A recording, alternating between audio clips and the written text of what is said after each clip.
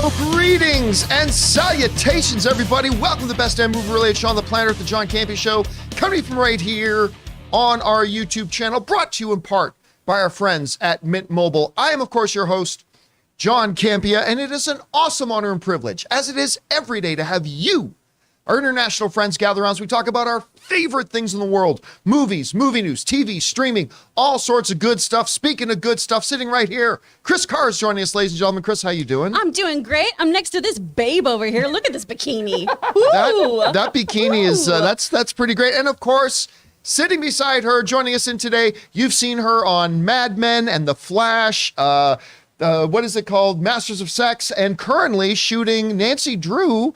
We've got Aaron Cummings and Joey Bishop here. How you guys doing? Yes, I will be back in your home country of Canada next week shooting another episode of Nancy Drew. But I want to give a special shout out to our dear friend Robert Meyer Burnett for creating the most epic surprise birthday video for my husband Tom ever, and he is fantastic at what he does. I was really impressed, and it was so great to get to work with him in another realm and to see what he does with way too many videos. He was like, please just stop having Tom's friends send in videos. It's too much. Sitting back here, joining you guys in the live chat as always, Ray Orr is here. Ray, how you doing? Good morning. And that's it. Sitting right beside him, running the show today, producer Jonathan Boyko. Jonathan, how you doing? I am here. Yes, you are. That in itself is something of a triumph. We are a wild bunch back here. And most importantly, you guys are joining us here today. Thank you so much for making this show part of your day. And here's how today's show is going to go. We're going to break it into two parts.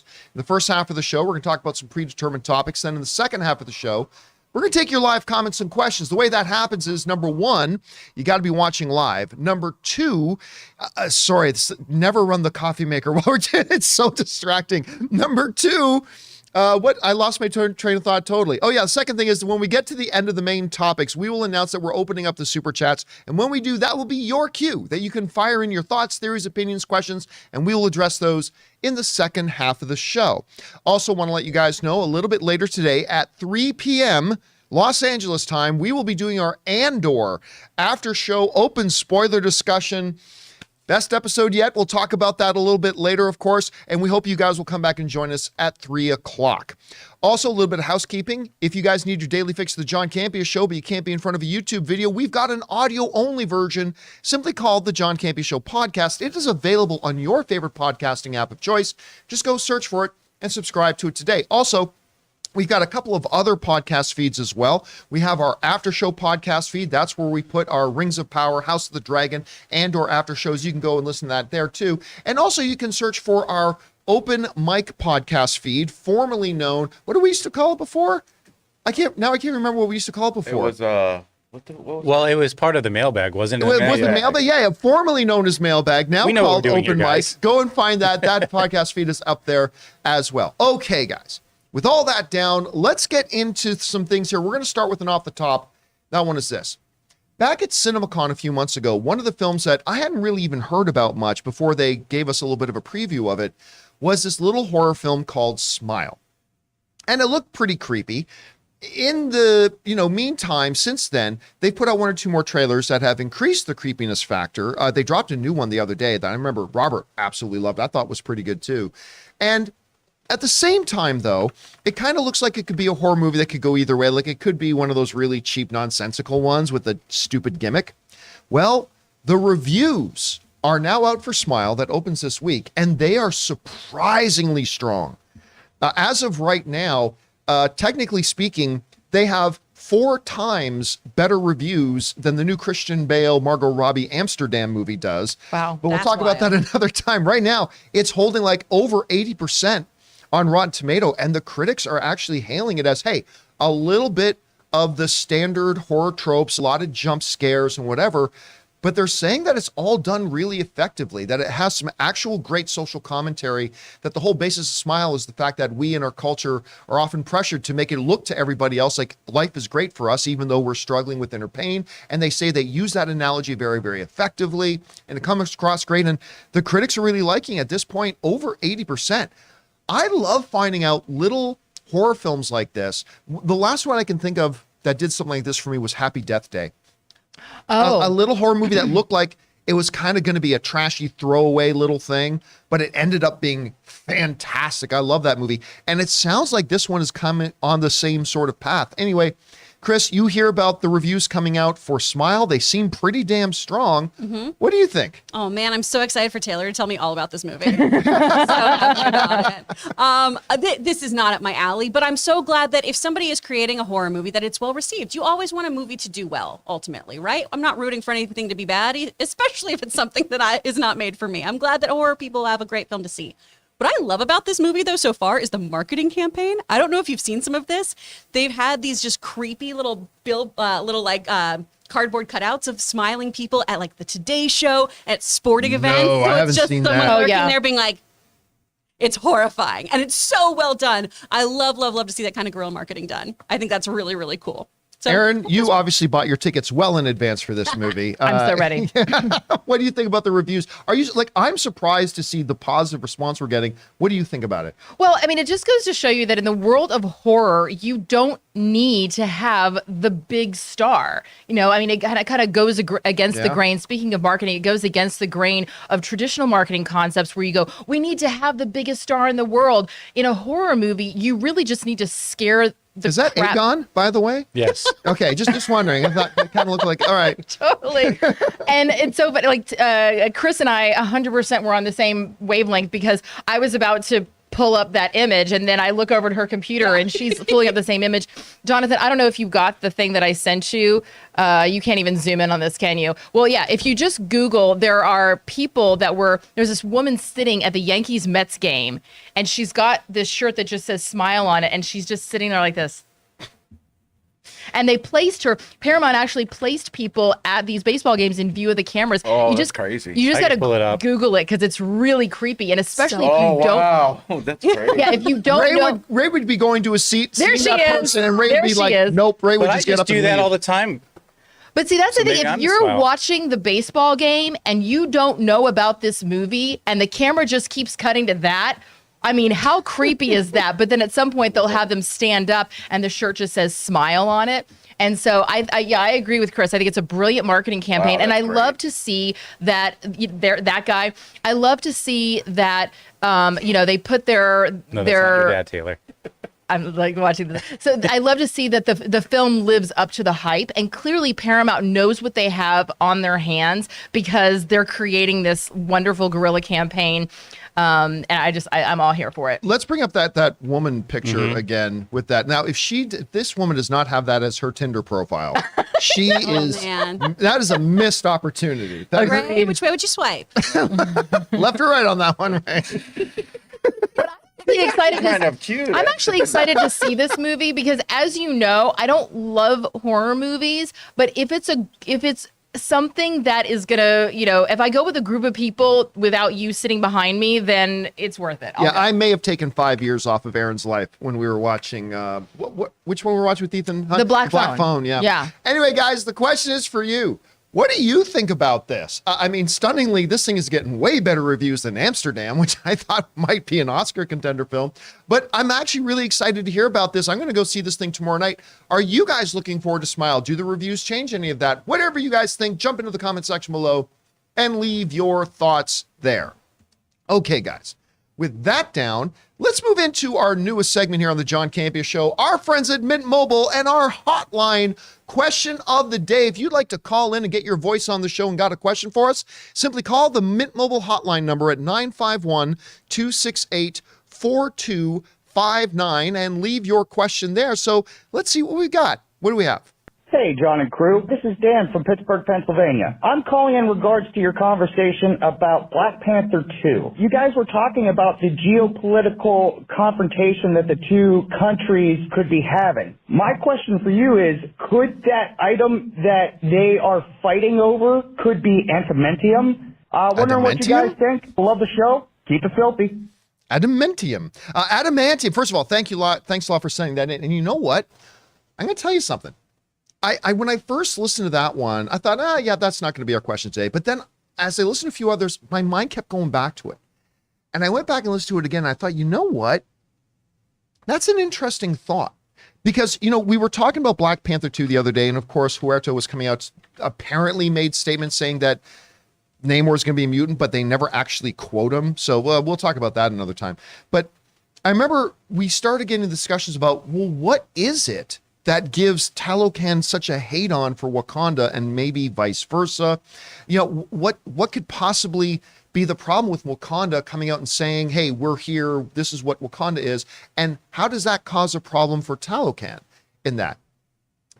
The idea that maybe while Wakanda is sitting on this rich deposit of vibranium, that maybe Talocan is sitting on a rich deposit of adamantium, which has not been introduced into the MCU yet. And of course, people know adamantium as the most dense and strongest metal in the MCU. It is what coats Wolverine's bones, is what makes him indestructible, all that kind of stuff. What if somehow, some way, Wakanda coming out and revealing vibranium to the world, that causes problems for Talocan?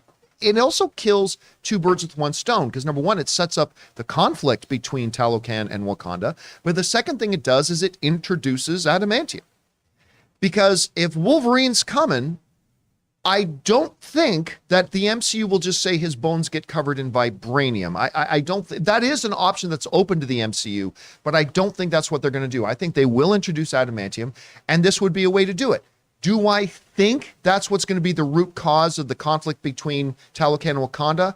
Actually, no. I think it's going to be something that's probably on a more personal level, something more dramatic than that. But this isn't a bad theory, because at some point you're going to have to introduce the metal. Chris, you hear this theory. What are the pros and cons of it, do you think? Ooh, well, I mean, I think it'd be great to bring in adamantium just so we have that Wolverine stuff, because we know, we're going to talk about this soon, we're going to have Wolverine in the MCU. It's going to be wonderful. And it has been a point of contention for very big comic book purists about which metals are doing what. As we were talking about off camera, in the comics, it was a little muddled up until about 1968 of you kind of created adamantium by mixing vibranium and steel together and all this other stuff. But making it a resource that really, really is sought after, I think is very, very interesting.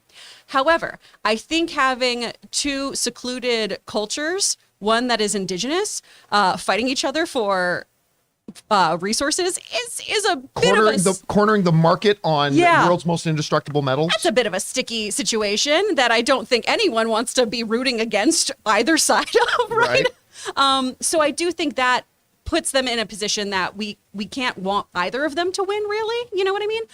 I was really hoping for it be something more like a political issue, not it just probably will be. Yeah, and that's what I'm hoping we're getting, because I like the intrigue of that, of having this be something over land or water rights, something that more has to do with maybe leadership than them just kind of dealing with each other's natural resources. Well, the one thing Huerta said was that Wakanda becoming public puts Talocan in a difficult position.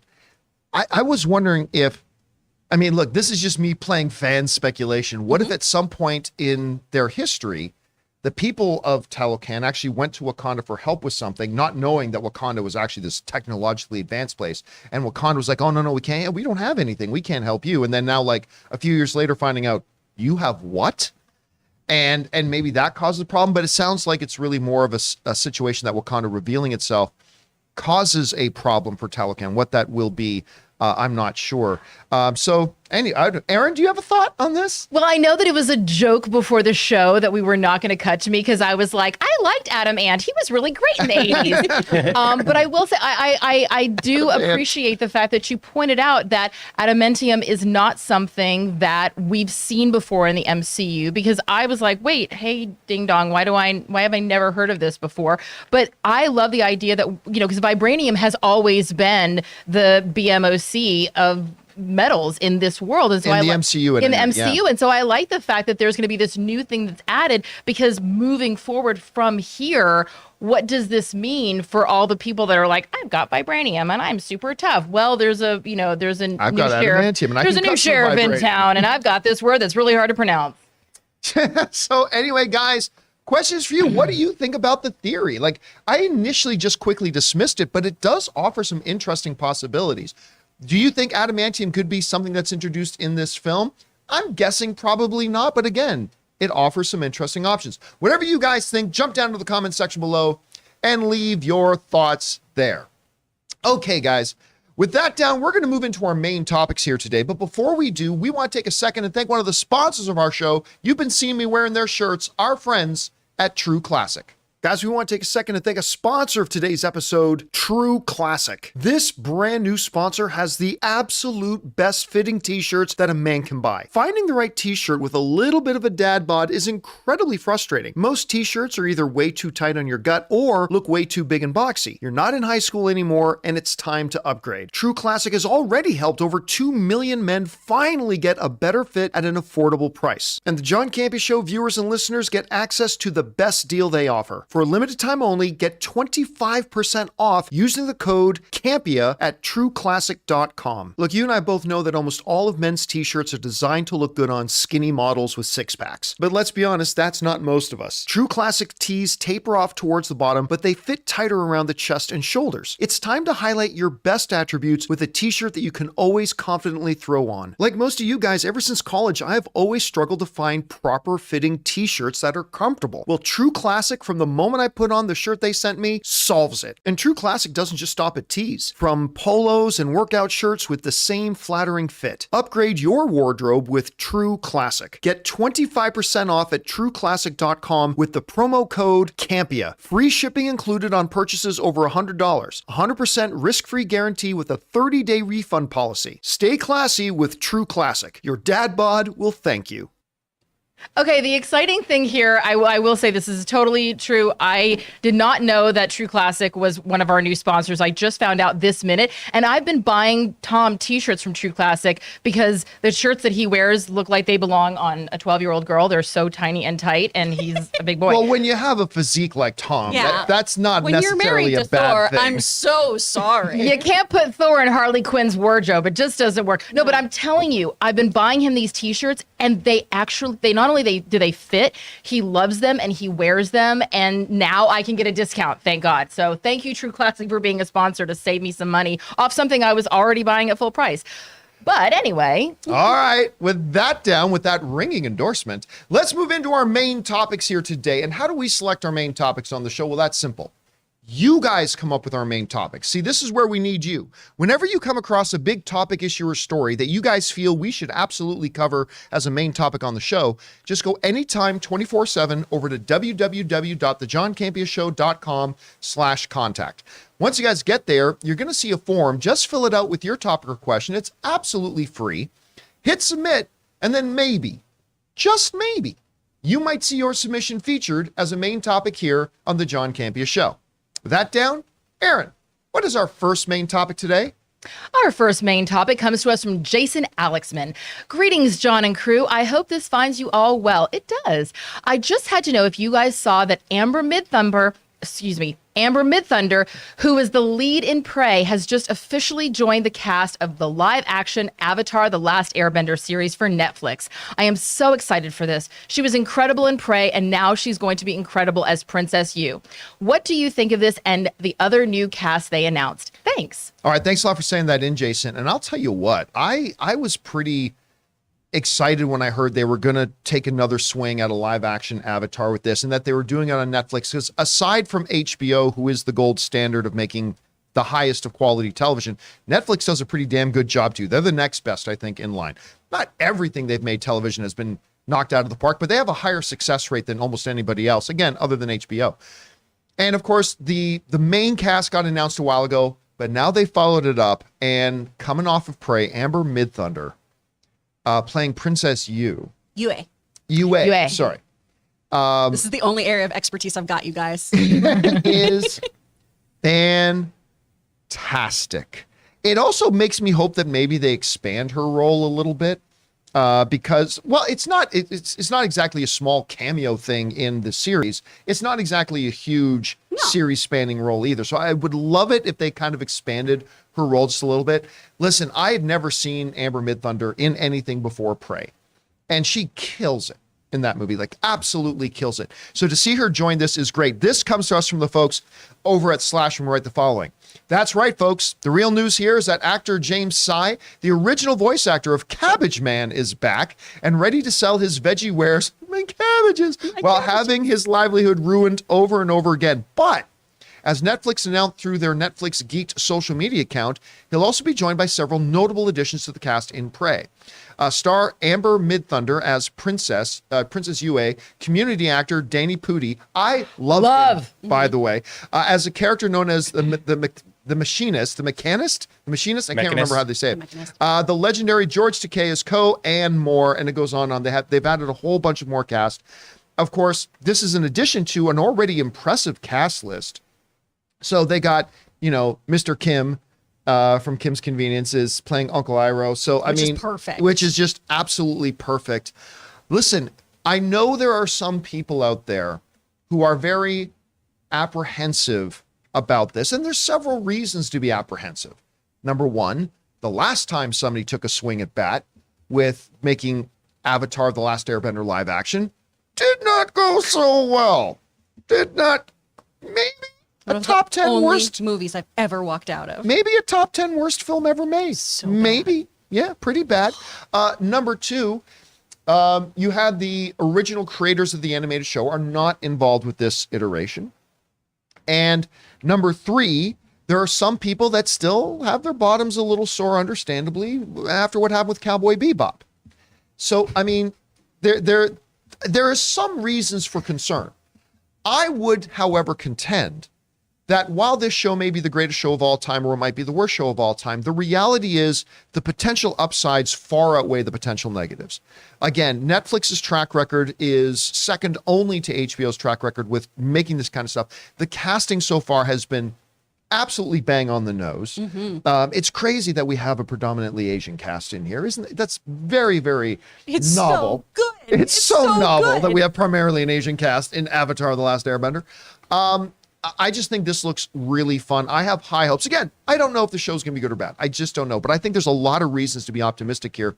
Anyway, Chris, you, out of everybody in this room, are probably the biggest Avatar: The Last Airbender fan. What do you think about the new casting? John, would it surprise you to know that I have a steelbook of the entire series? I'm in Rob's chair. I'm going to be Rob today. I'm so excited about this because Princess Yue is very, very important in book 1 of Avatar: The Last Airbender. She is the princess of the Northern Water Tribe. She's connected to the Moon Spirit. The Moon Spirit saved her as a child when she was sick, and we have a whole lot of stuff that happens with that brings a lot of the spiritual elements of Avatar into the series in a very real way. And develops maybe, I think, my favorite romance that happens in it at the same time. I do like Suki, though. Suki's a good girl. Yeah, Suki's great. But that romance, I think, will give her a larger role in this because in the animated series, obviously, we kind of push past some things. They're teenagers falling in love, so it's very quick and immediate and everything. I think in a television show, we're going to see that romance explored a little bit more. Her betrothal to her other suitor too and everything. We're going to deal with all of that, which I think will be really exciting. But all of the casting so far has been bang on. Like George Takei as Ko the Face Stealer? Are you shitting me, man? I'm so excited. So happy. You know what? I'm going to say something that's going to make the world mad. Okay. I think it was about 2 years ago, after I watched for the first time ever, it was right at the beginning of the pandemic, I watched Avatar: The Last Airbender for the first time, the animated series. And while it does lean young, I was actually really impressed with it. Like, I became a fan. I really did of the series. But after watching it, I decided to go back, because apparently I hate myself. I decided to go back and watch M. Night's Avatar again. Oh, yeah. I'm going to say this. While the movie is awful, the second time watching it, and after now watching the animated series. So much judgment on my face already. I know. But where's it going with this? While the movie was terrible, I, for the first time, kind of saw what M. Night was going for. Like a twist. A twist. The twist was white people. After watching the series, you realize trying to make that story into a movie is nigh impossible. Oh, absolutely. And I saw what he was trying to do, and I went, you know what? But I see that in most of his films. But yeah, I will give him credit. He took a couple of big swings, missed terribly. But I was able to recognize that he took a couple of big swings that I can go, okay, you know what? I can at least respect what he was aiming for. Yeah, he just didn't get there. He pronounced their names wrong. It took like 7 earthbenders to move a pebble. It was horseshit. It made me very angry. The judgment. It still I makes me feel the angry. anger, the judgment. If you like this movie, that's fine. I'm sorry. I shouldn't yuck anyone's Not many yum. people do. But Not many man, people. that is one of the few movies that just makes me like full on Mrs. White. I just the flames, and I'm angry, and I hate it. I know the reference. Clue. I love it. So, Aaron, I'm going to ask you this. Now, I'm going to go out on a limb and guess that you haven't not watched the series, but I am curious if Tom did. This seems like a series that Tom would have watched. I don't know. I'm honestly still like shooketh about this Cowboy Bing Bong making bottom sore. I'm like, how did I miss this? Because clearly that's something that's up my alley and that I would like to watch. Cowboy Bebop actually is an anime that you would really, really love. Really? Yeah, I think. Oh my You'd love Faye Valentine. Okay. Yeah, I can bring you that. I will watch that. No, I don't know. I don't believe that Tom watched this either. Tom, unfortunately, we're a non-anime household. Not that we don't, want it. It's just that it hasn't really been on our radar. But clearly, we're not spending enough time with Chris Carr, and we should remedy that because we really love you. But I want a Cowboy Bing Bong movie so bad. I want it so bad. I do too. Cowboy Bing Bong making Bing bottom Bong? sore, Bing Bong from Inside Out Making as a bottom bounty sore. hunter. and he's just running around going Bing Bong, and all the bums are like, "Oops." Back to the topic. I love this casting. Prey is something that I had no interest in watching at all. I was just like, crazy alien with dreadlocks. I don't know what this is all about. Tom made me watch it, and all I could do was just watch this incredible actress and go, whoa, this girl is about to be a massive star. And then I see that she's been doing this Roswell, New Mexico show, which makes me just want to go back and watch that, even though that wasn't on my radar either. I just go, wow, she's been doing 48 episodes of this show. So clearly this is an actress who's been honing her skills, honing her craft, and now is getting the attention that her talent so rightly deserves. In addition to George Takei, who obviously just legend who elevates every project he's in and just brings his beautiful, he glows from within. So I love watching him, but also Daniel Day Kim is also in this film, or in this project. He's Fire Lord Ozai, right? Yes. And so I agree. I love it. I just go, wow, just talent. As you have said many times on the show, John, nothing can beat talent, except maybe story. It's but never they go, a bad idea to add talent. That's what it is. It's never a bad idea to add talent. And clearly they have gotten that memo because they are adding it and then adding it on top of that and then adding on top of that as well. So I'm, as someone who did not have this on my radar, clearly because I'm talking about characters named Cowboy Bing Bong, I am actually now very interested and excited to see this project.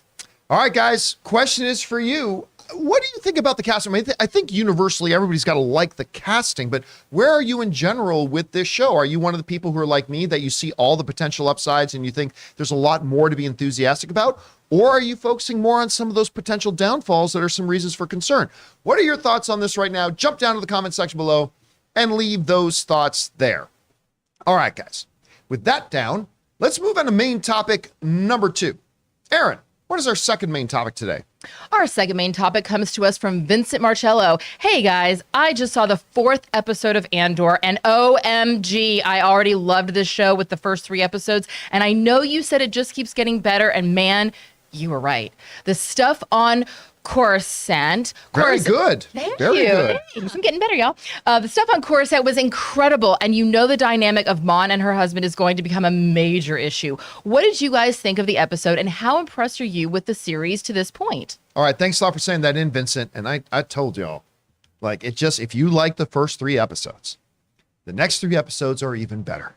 And I think up till this point, episode 4 is the best episode they've had so far, because it is now taking a lot of the groundwork that was laid in the first 3 and it's bringing it to fruition. Of course, we do go to Coruscant on this one, and you really get, I think, for the first time, this one felt like a movie, like a drama that is shot in World War II Germany with somebody who's secretly working with the resistance and realizing that there are eyes everywhere, and the pressure and there's just the environment that they lived in as well. Also starting to tell the story, which we knew they were going to because we saw it in the trailers, starting to tell some of the story from the perspective of people on the Empire side. And we get inside the Imperial Security Bureau, the ISB. They get in there a little bit and see some of the inner workings and the machinations in there. That was great. Meeting Mon Mothma and actually seeing a bit of home life. Again, we're not going to go into plot details here. We'll save that for our after show a little bit later today, but getting to see a little bit of home life. But oh my God, if you have been living under a rock for a long time and didn't know what a force of nature Stellan Skarsgård is, all you have to do is watch the first 10 minutes of this episode and you know what kind of an actor he is and what kind of a performer he is. And then seeing these two together and getting a sense of the dynamic. And then I think a little hint is dropped at another character coming in this conversation they had. Again, we'll talk about that during the Andor after show. This episode was incredible. It furthers the promise of the first three, and it sets up beautifully where the next two are going. I love this. I am almost ready to say this is the best Star Wars series yet. I might even put it above Mandalorian. Ooh. It'll never be as popular as Mandalorian because Mandalorian's always going to have that popcorn entertainment, a bigger popcorn entertainment value. But I might even say this is better than Mandalorian. It's a very, very, very different kind of show than anything else. I told you guys right away that this is more of an HBO show than it is a Disney Plus show, but I am loving this thing. Anyway, Aaron, you had a chance to see this episode without going into big plot reveals or anything. What was your impression of the episode? I mean, I agree. This episode is the show just keeps getting better and better and better.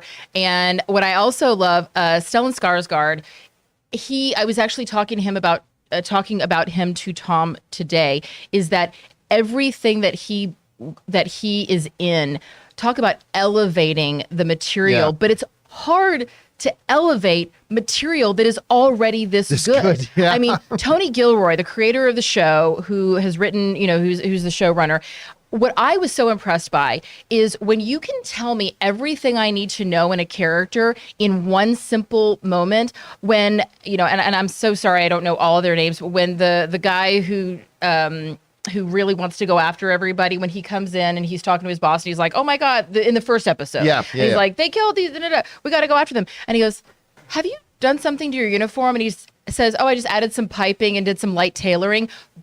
All I needed to know about that character. And I was like, that is brilliant writing. And with every single character over and over and over again, there's nobody that just comes in, says a few words and then leaves without making some sort of impression.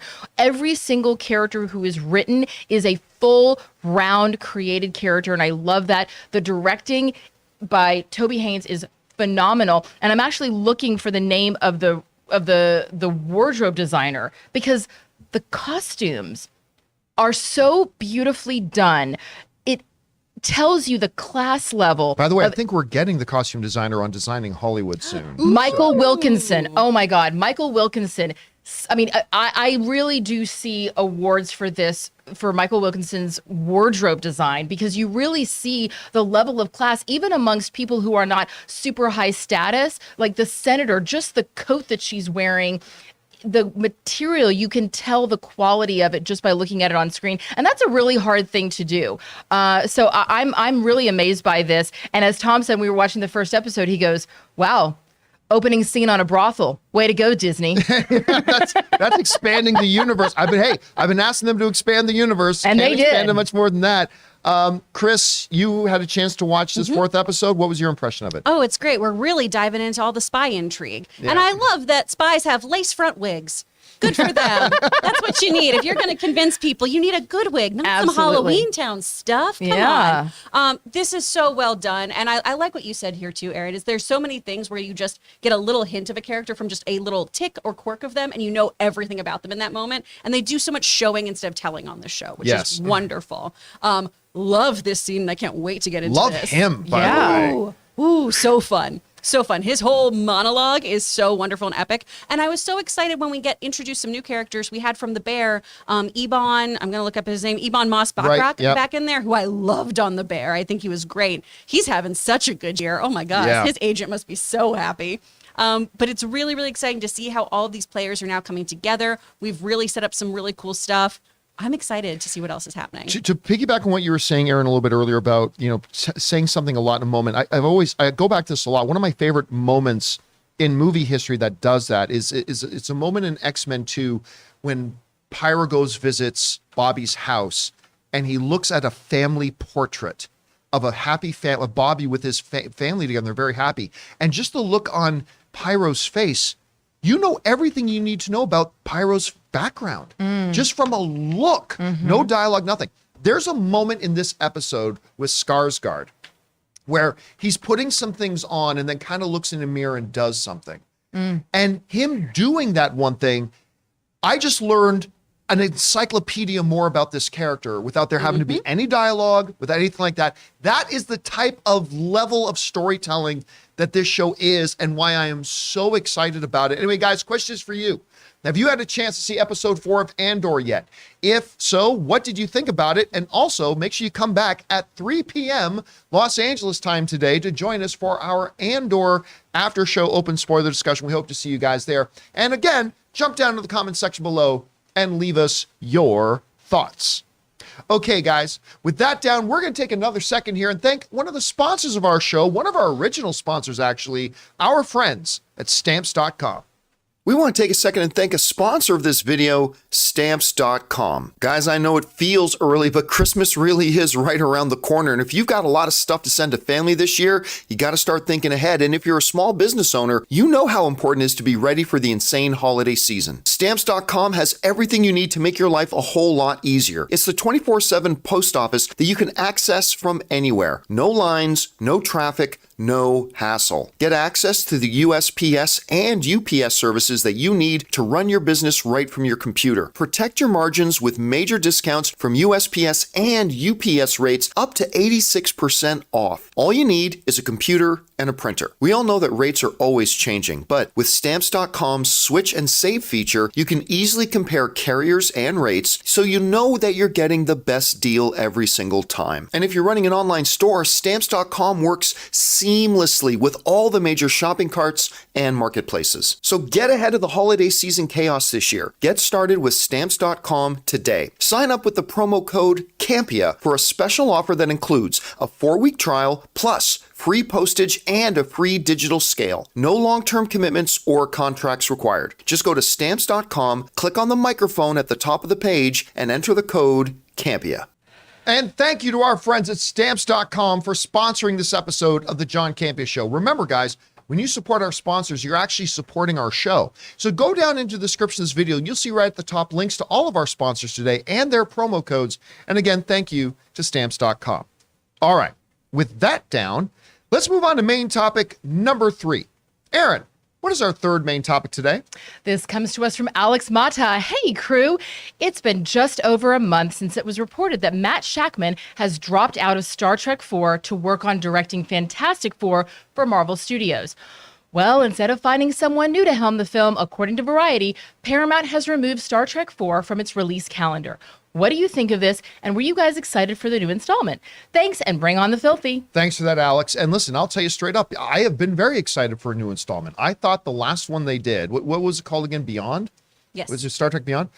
I thought that was the best one yet. That's the one Simon Pegg actually wrote the script for. I thought that was the best one they did. And unfortunately, because of the mixed reception of Into Darkness, it ended up being the lowest box office one. Not a lot of people wanted to come back to watch the next one, but I thought the third one was the best of the bunch.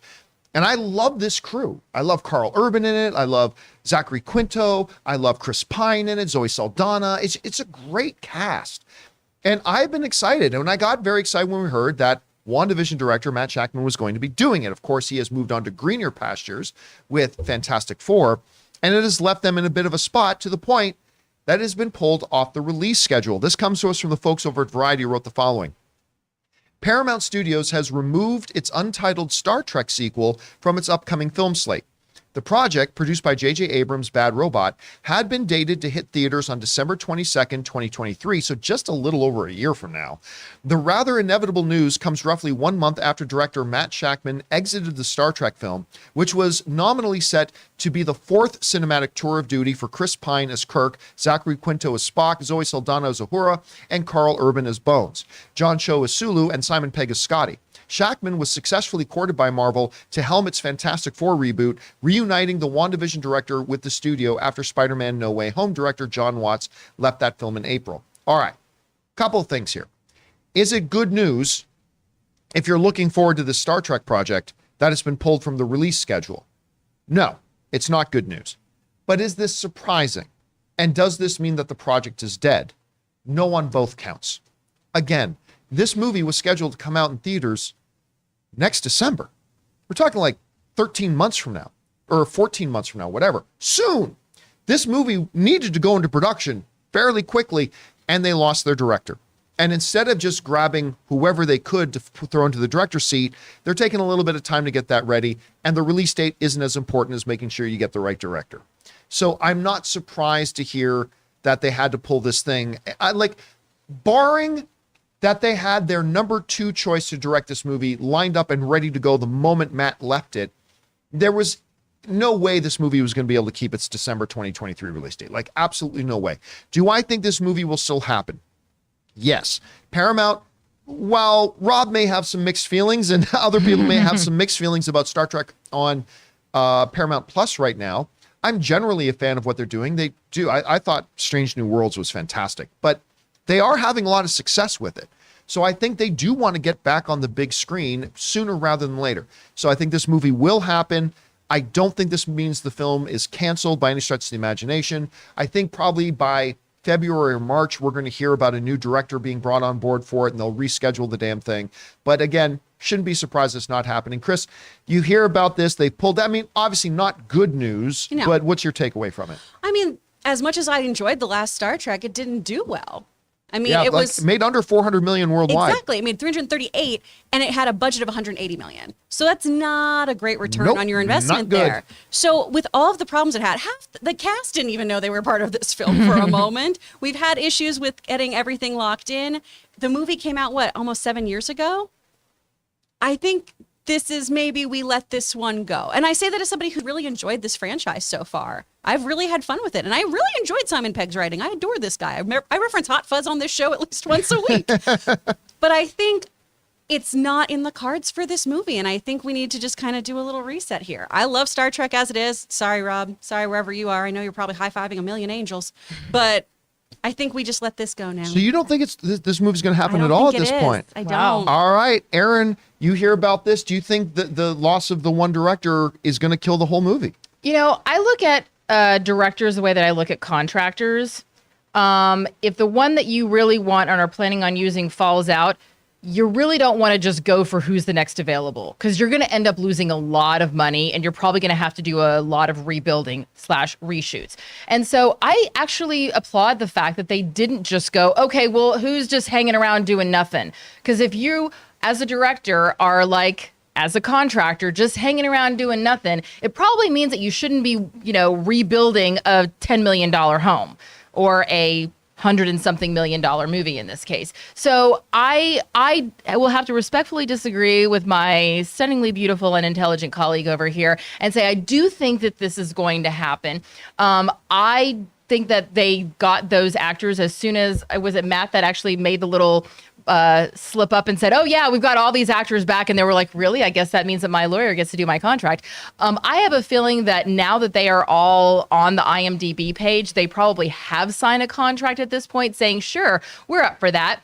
And it's really going to be about finding the right director at the right time. And they probably, knowing that this news is being announced, they wanted to let the dust settle on this and then be able to make a new announcement and say, we have this director that we've, properly worked through all the creative with, and that they're going to have their own vision that is in line with what we were originally planning on doing, but they're going to have their own twist on it, different from what probably Matt Shakman was going to do.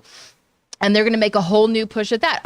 Obviously it's going to be pushed because in it, yes, you can have the film made and have it released by December, but not the kind of film that we're talking about that's No, going to not at require this so point, much yeah. post-production and CGI, et cetera. So I wouldn't be surprised if we saw this as potentially being a summer 2024 film with a new director in charge. Yeah, I agree. I think this thing is still going to come. But anyway, question is for you guys. What do you think about this? Obviously, without a director right now, they ain't going to make December 2023.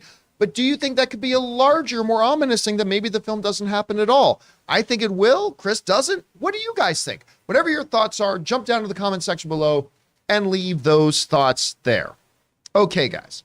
With that down, let's move on to main topic number 4. Aaron, What is our fourth main topic today? Our fourth main topic comes to us from Jerry Croshoe, who says, "Greetings from a fellow Canadian living in the lower 48. Go Flames." I read online that Blade and its director parted ways with Marvel issuing a statement. As a huge fan of Blade with Mr. Snipes, this concerns me a smidgen. Does it concern you? And with the so-so reactions with recent MCU shows and movies, how important is it for Marvel to knock Blade out of the park? And as always, keep it filthy. All right, thanks a lot for saying that in, Jerry. And I believe it was 1978 when they announced that Mahershala Ali was going to be Blade. It was a long time ago. It was the last Comic-Con. I think it was 2019. It was like 3 years ago. 2020 was 20 years. It's 2 decades. It was that Mahershala Ali came out on stage and they said, "This is our Blade, everybody." Years ago. Now, that ain't Black Adam kind of delay, but still, it has been a while, and they still haven't even started shooting this thing. Well, now they've lost their director. This comes to us from the folks over at the Hollywood Reporter who write the following. Due to continued shifts in our production schedule, Bassam Tariq is no longer moving forward as director of Blade, but will remain as an executive producer on the film, Marvel said in a statement to the Hollywood Reporter. We appreciate Bassam's talent and all the work he's done getting Blade to where it is. Blade has been set to start production shift at least once before, if not twice, and sources say that the project has undergone several rounds of script rewrites.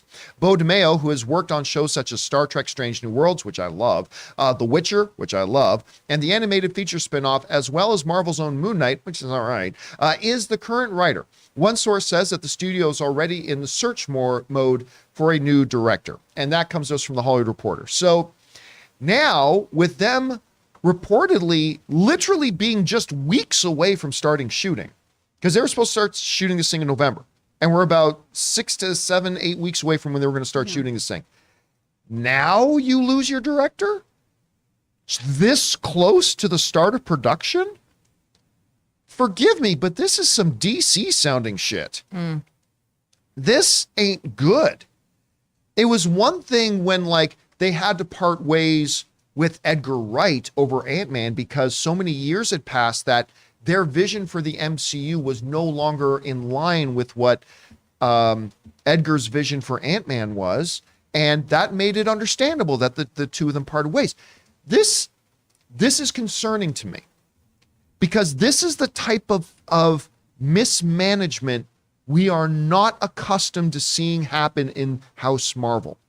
Director changes happen, writer changes happen, not weeks away from something is supposed to start shooting. Yeah.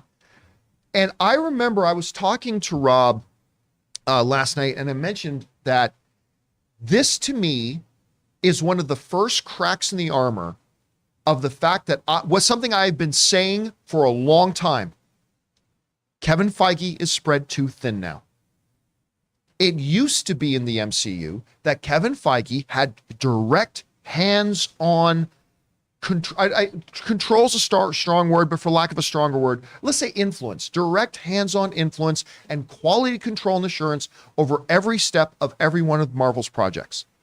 But that was a day when they were putting out 3 movies a year. Today, we have 3 projects coming out in a month. At least that's what it seems like between all the MCU stuff on Disney Plus, all the movies, all this kind of stuff. And Kevin Feige has said before, he's no longer as hands-on. He just isn't. And actually, when they were looking for a Fantastic Four director, they came straight out and said that Kevin Feige is looking for a director that he doesn't have to keep his eye on because he is spread too thin. And I think this, with Blade, is an example of that Kevin Feige, there's just too much going on for Kevin Feige to be directly in control of. And now we're starting to see something that we have not seen in the MCU before. This type of ball-dropping mismanagement of now you have to swap directors weeks before this thing happens.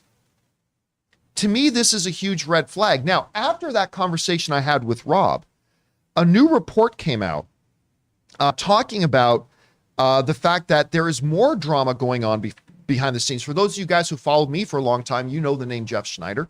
Well, Jeff Snyder, who is an industry insider and has been working in this field for a very long time, he actually put out an interesting statement last night that said this. Said, I am told that the current Blade script is roughly 90 pages, 90 pages? and features exactly 2 lackluster action sequences. Mahershala Ali is said to be very frustrated with the process. Feige is said to be spread too thin, which is the exact wording I've been using for a while. Feige is said to be spread too thin, but hey, that's just what the sources are telling me. Don't shoot the messenger. Again, I'm told that the current Blade script is roughly 90 pages and features 2 lackluster action sequences. Mahershala is said to be very frustrated with the process. Feige is said to be spread too thin, but hey, that's just what sources are telling me. I think this is the first time we are very visibly seeing the effects of Marvel is doing too much. Now, I have hinted and suggested maybe that them trying to do too much and the inability of Kevin Feige to be able to be directly in control of the stuff might be one of the things that would explain what I perceive to be, in my own subjective way, what I perceive to be a drop in overall quality with the MCU in Phase 4. They put out some diamonds, WandaVision, Ms. Marvel, Shang-Chi. They have done some absolute diamonds, yes. But overall, I contend that Phase 4 has been the lowest quality of the 4 phases so far. And I think part of that, at least I suspect, has to do with the fact that Kevin Feige is spread too thin. And now we're seeing big gaffes like this for a movie that should be awesome. Because you got a 2-time Academy Award winner, Mahershala Ali, starring in this thing, one of the greatest castings the MCU's ever done. And to see this again, and this is just some DC sounding stuff. This is the type of story we are accustomed to hearing coming out of DC. So what the hell are you guys doing over there at this point? And it has been an ongoing drama. We've heard several times and talked several times on the show about script going back for more working. Yep. 6 months later, script going back for more reworks. 6 months later, script going back for more reworks. They cannot get a handle of this thing. Anyway, I could drone on about this for another hour. Chris, you hear this story weeks before starting shooting. They've lost their director. We're hearing behind the scenes stuff that the script is still not where they need it to. I don't know. What's your takeaway from this? I mean, it's a very Bilbo Baggins situation. It's little butter spread over too much bread, you know? And this is slated to release November 3rd of 2023. That's not going to happen. No. That's absolutely not going to happen. And not only is that not going to happen, that means that other films are going to be pushed back too. We're definitely going to see a delay on, the Marvels and Guardians 3. So this is going to affect the entire phase that we're dealing with here too. I'm just wondering what is going on, because you have rich material to pull from. You have an incredible actor to work with. You have access to the best directors, writers, everything. You have an amazing universe to work in as well. Exactly. And I mean, Blade truly does have such a rich history and so many connections to already established Marvel characters and everything. We have that tie-in too with Dane, which is really exciting and fun. And this is where we can get very gritty and macabre in the Marvel universe. And maybe that's part of the problem, is everything so far has been pretty primary colors and we're diving into those secondaries and getting dark and twisted. Maybe that's where the issue is. But I'm not sure why, when you have the resources that Marvel has, both with its IP and its just reach in general to the most talented people in Hollywood, how is this happening? That I keep just scratching my head about it because I don't understand why this is facing so many problems. It has been happening with Disney as a whole. I mean, just look what's happened with Star Wars and Lucasfilm, right? Like, again, they have knocked out some gold. Absolutely they have. But I mean, it has been a hallmark there with Kathleen Kennedy that, we're working with these filmmakers. Oh, now we're not. And now this person's directing this. Now they're not. I mean, this is, I said some DC sounding stuff before, but this is some Star Wars sounding stuff now. I mean, I don't know how this happened. Anyway, Aaron, as somebody who's worked on sets in the industry with all these you're looking at this scenario. What's your takeaway? I mean, it's clearly there's something smells a little rotten, and the idea that this is just a scheduling mishap is clearly a cover story. I am assuming that at this point, there's, frustration on numerous levels. It sounds like Mahershala Ali is clearly frustrated. I mean, he's ready to be promoting this movie. And he ain't right getting now. younger. No, he's not. And there were already comments about his age of him playing Blade, which I'm like, he's a vampire. He can be 300 years old. Mahershala Ali still needs to play Blade. We're not having that conversation. That conversation is closed. But you know what? You're right. he also is wanting to move on to other projects. And there are other projects that, because this was supposed to start shooting in 2 months, he has passed on. He has passed on other opportunities to do things. So I imagine he is incredibly frustrated. No one more so than him, probably. But the idea that this would still be on schedule is insanity, because there is no possible way that any director who's coming in, even if they did have a director on standby, which, by the way, I saw in the chat some people were saying Guillermo del Toro. Yes, please. Yeah, but won't happen. Right. But yes, please. And thank you. I would be so thrilled if Guillermo del Toro was like, I was just taking some time off, but then that contradicts my, contractor analogy that I just used. Guillermo del Toro is probably not available. However, whoever they bring in as the director to come in, no director worth their salt or in any right frame of mind is going to say, okay, yeah, sure, I'm going to take 2 months to prep this film, a film that probably already has sets being built, wardrobe that is already being designed. Are they, considering they don't even have their script? That's the really good. I think this director left I would almost hear a lot of times multiple things are happening at one time. Absolutely. They will say, okay, they'll say we're cleaning up some things in the script, but we know that XYZ locations are going to be, integral to the story. So you guys go ahead and start building that, wardrobe, start going ahead and, creating the look of the characters. These things do happen simultaneously a lot of times in different departments. The script problems, as I always go back to, if the story ain't there, you got nothing. And the fact that there have been so many script problems and that they have not been able to come to a good, solid script, that right there is a big problem. And that also might be a big cause for delay. I know nothing. I have no inside information, but I wouldn't be surprised if we find out a little bit down the line that these continued script problems are also a big part of the reason why, the director is leaving over 100%. 100%. Yeah. But I mean, ultimately, I think that they should take their cue from Star Trek and say, hey, for the moment, we're just going to press the pause button on this. We're going to get our script in line, and we're going to get our story together. And once we have that, then we're going to attract the right director and then we're going to give that director minimum of 6 months to do their own prep. You can't give a director 2 months to do Blade. That's crazy. Absolutely. So yeah, I think that we can all just say we're not seeing Blade anytime in the next 2 years.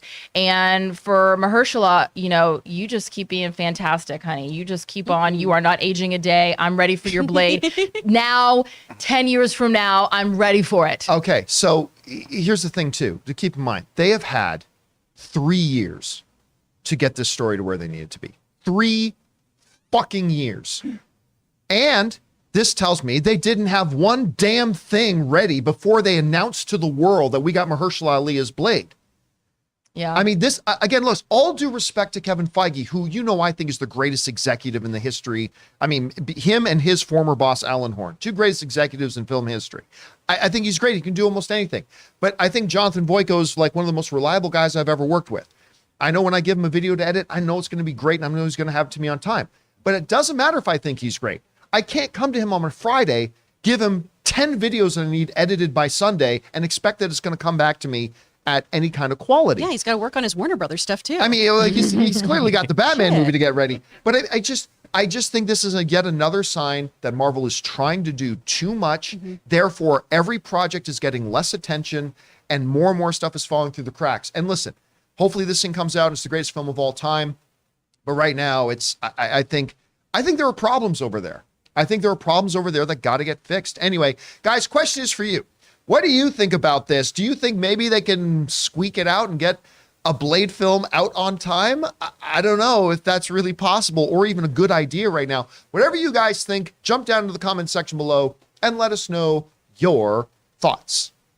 All right, guys, with that down, let's move on to main topic number 5.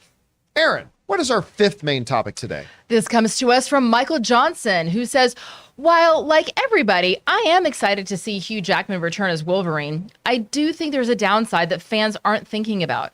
John, you've often discussed the mistake of Lucasfilms doing a young Solo movie so soon after The Force Awakens. To that point, I feel it would be more difficult for moviegoers to get excited for a new Wolverine.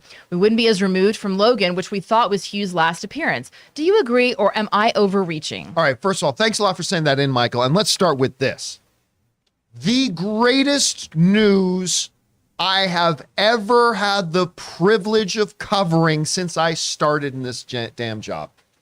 We talked about this yesterday when the news broke. We, of course, did open mic yesterday after the news broke, just like 20 minutes after the news broke, that Hugh Jackman is, of course, returning as Wolverine for Deadpool 3, something we've all kind of suspected, all of us, you, us, everybody, we all suspected that was going to happen. But for it to become real, I can honestly say this is my most anticipated movie now. Deadpool 3, I mean, I was already super excited for it, of course, but Deadpool 3, more than any upcoming Star Wars project, more than any upcoming DC or Marvel or any Christopher Nolan or Marty Scorsese or Steven Spielberg, Deadpool 3 is now my most anticipated movie. That might tell you a lot about me, maybe, but I don't care. I am so excited about this. This is the greatest news I've heard in the movie world, maybe my entire career. Okay, so that being said, we talked a lot about that yesterday. Let's get to your question for a second. You know, I often did say that one of the big problems and why I thought, like, the moment they announced the Solo movie, which a movie is I quite enjoyed, by the way, but the moment they announced the Solo movie, I had said, I think this isn't a good idea. Nobody's really asking for it. And we literally just had Harrison Ford playing Han Solo, and now you're just going to immediately follow that up with somebody else playing Han Solo. I didn't know that that was going to fly. I understand that why you would ask the question, but I would propose to you that there is something very fundamentally different about this situation. Alden Ehrenreich was literally coming into the same universe playing the same character. Not just the same version of he was playing the exact same guy. That he was supposed to be Harrison Ford. In something like this, where even the old Fox movies, X-Men movies themselves were continuity schmontinuity, like none of them were actually in continuity with each other. Logan itself, you guys forget that Logan itself, James Mangold, the director of Logan, had come out shortly after the film was out and said, yeah, this is kind of its own pocket universe. It's not really the exact same Logan from the older X-Men films, whatever, because there were some distinct differences. But now regardless, we all know as an audience that whoever the new Wolverine is, we all know it's not the same Wolverine that Hugh Jackman played. We all know it's a different Logan. It's a different Wolverine. With Alden Ehrenreich and Solo, we knew the exact opposite. This is the same one. And we just saw Harrison Ford. And people didn't want a non-Harrison Ford Han Solo. We as an audience are ready for the next iteration of Wolverine, of Logan. We are ready. I mean, the way Logan ended, that was our send-off for the character. And we have lived with that send-off now for 5 years. That happened in 2017, I think. It's 2017, 2018, one of those 2 years. So we have come to peace with that for years. We're ready for a new Logan. And I think just having Hugh Jackman get back on the horse again for one last ride, I don't think that's going to take away, I honestly, in this situation, I don't think that's going to take away from the new person, whoever that's going to be, playing Logan. And by the way, you know, I don't think we're going to get an announcement of who the new Logan is for a little while anyway. So I think we're okay there. So let's move past that to just, holy shit, Hugh Jackman is back as Wolverine. The greatest thing on the internet for the past number of years has been the fake feud between Hugh Jackman and Ryan Reynolds. It's been the greatest. It's been a reason to wake up in the morning and turn on Twitter, because there's not a lot of other good reasons to do that. Hellscape. Yeah, It's a horrible one place. oasis of goodness on Twitter has been Hugh Jackman and Ryan Reynolds. I just want them to be my feed. And this has been, they should create just their own social media network. This is, again, to me, this is the best news ever. Anyway, Chris, in general, you heard about this news, and do you see any potential drawbacks of Hugh Jackman coming back as Wolverine? I love this. I mean, obviously, you have the issue with prequels, right, of stakes. Right? We all know that if we are having this be the same Wolverine who is going to go on to Logan and dies that way, we know what his fate is ultimately, right? But we've also always had a character who has a healing factor. So you can do ridiculous things with this character, put them in real danger and peril, totally mutilate him, and he's going to heal. He also gets to do that with Deadpool. I can't wait for some snickets inside Ryan. I think this is going to be hilarious and really, really fun. We've seen on shows too, like Andor, right? We know what happens to Cassian Andor. We know, and we're still finding this to be an incredibly compelling series so far. So I think this can be done well. We've got a great team assembled. He does really, really great work with Sean. You know, Free Guy was so good. Free Guy was so Free Guy was amazing. great. I love that. Adam Project, frankly, I don't think it should have been as good as it was, and I loved that movie. I'm really excited. I love the two of them together. They have such great chemistry, and honestly, I feel like this is something we've been building towards the entire time we've had Deadpool out, right? Because we have all of the little like throw-tos of putting the magazine pictures on his own face and all the comments about him and all the throwbacks to the Origins movie where we first saw Ryan in this role. I think this is just going to fire on all cylinders for me. Here's the bring that image back up there for a second, Jonathan. So, like for those you probably know, they did put out a second video. And one of the things that Ryan Reynolds addresses in the video before the music kicks in to cover up everything else they're saying, he mentions that, look, remember, Logan, the movie Logan, takes place in 2029. But also, I really got to emphasize this again to everybody. James Mangold said Logan was kind of its own thing. You can't think, like, remember, the Fox X-Men movies were all continuity, schmontinuity. You can't think of them linearly like maybe some other comic book properties have maintained a canon. So whatever they do to Logan in this movie, even if Logan dies in this movie, and I don't expect that he will, but even if he did, it does not contradict the Logan movie that we know from 2017, because James Mangold said that was his own kind of pocket universe thing anyway. So I wouldn't be worried about that whatsoever. But come on, just seeing that, doesn't that make your heart smile? Come on. Anyway, Aaron, you heard about this. I want to know what your reaction was. I want to know what Tom's reaction was. I don't know. What do you think about this? I don't talk to Tom.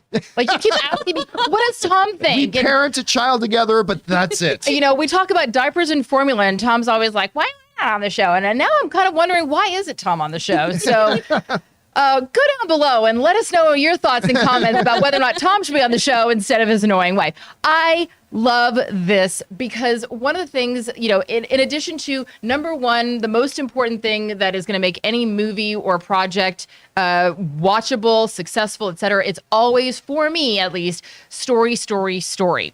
And then, as John always says, talent. What is your quote again? It's never a mistake to add talent. To add talent. But then on top of that, like coming in a close third is chemistry. You know, we've seen the type of chemistry and the success that comes from it when you pair up Dwayne "The Rock" Johnson with Kevin Hart. We've seen it with Julia Roberts and George Clooney. We've seen it with Jackie Chan and Chris Tucker. And I think that this kind of chemistry, a chemistry that is built on a friendship that has been developing over years. I mean, one of my favorite things that I loved at the very end of that trailer is when they showed all these pictures of the two of them together. And that first picture, you go, oh my God, they're so young. And you realize this is the history.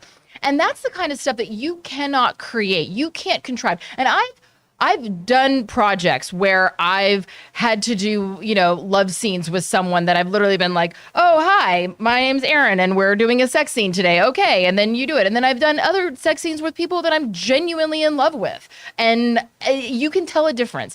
And I'm hoping that Ryan Reynolds and Hugh Jackman are doing a love scene, which is why I brought that up. Because I would pay money to watch that in a theater. It's happening in this movie theater. I'll tell you there you go. There you go. Right up in this noodle.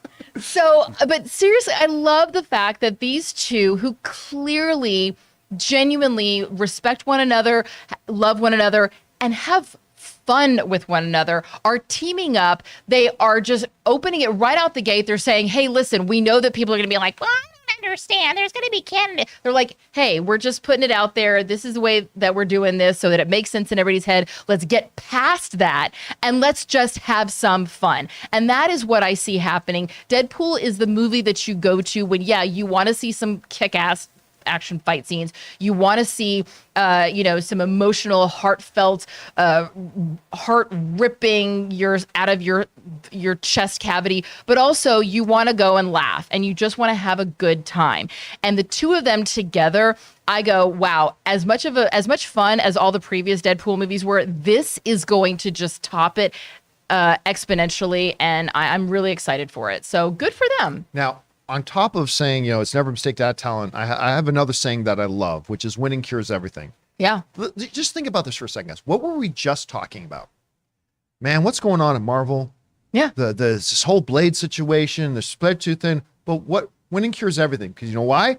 Because now we ain't gonna be talking about the Blade situation after the show's over. We're gonna be talking more about Deadpool 3. Winning cures everything. As a matter of fact, I wouldn't be surprised to find out if they decided to put this information out now because they knew they were about to announce the fact that they just lost the director just weeks before they were supposed to start shooting on Blade 3. It's like, you know what? Let's move up that Deadpool 3 announcement. And you know what? If that is what they did, good on them, because that's brilliant. Because all I'm thinking about today is how glorious the world looks because we're getting Ryan Reynolds and Hugh Jackman together as Wolverine in Deadpool 3, because winning cures everything. 5 minutes ago, man, what's going on in Marvel? This moment, everything is great at Marvel. It's crazy how that works. And I don't know, can you tell? I'm kind of excited about this. Question is for you guys.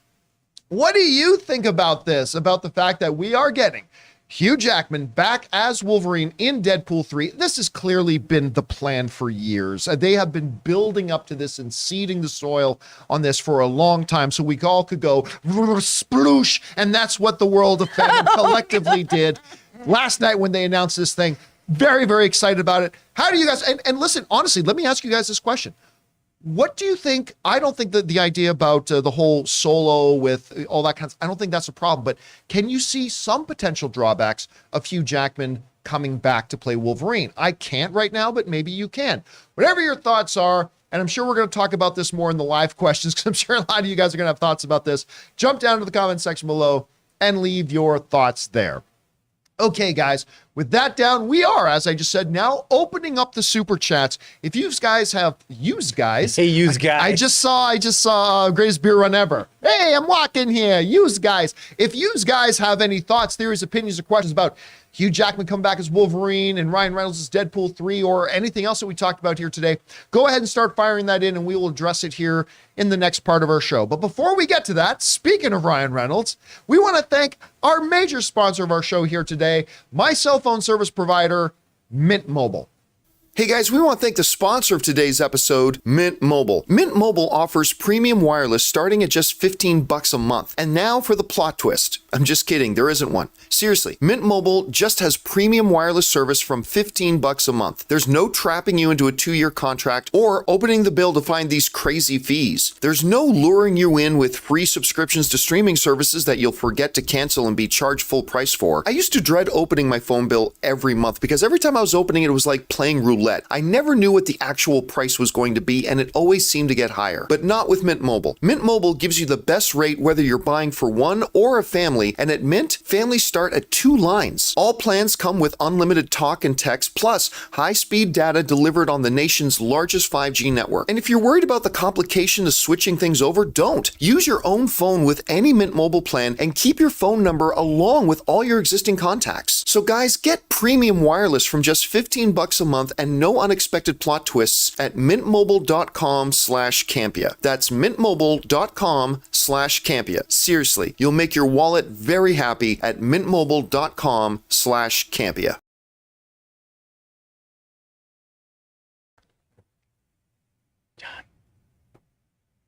Oh, we're back. I called, but I don't think you heard me. Hi, no, I didn't. Well, we're back. We're professional around here, everybody. Thank you to Ryan Reynolds for giving us the glorious news of Hugh Jackman and to Mint Mobile for being a sponsor of this episode of the John Campea Show. Okay, guys, listen. Normally, we start off with hearing from our beloved channel members, but there are just too many that you guys sent in today. So I'll tell you what I'm going to do.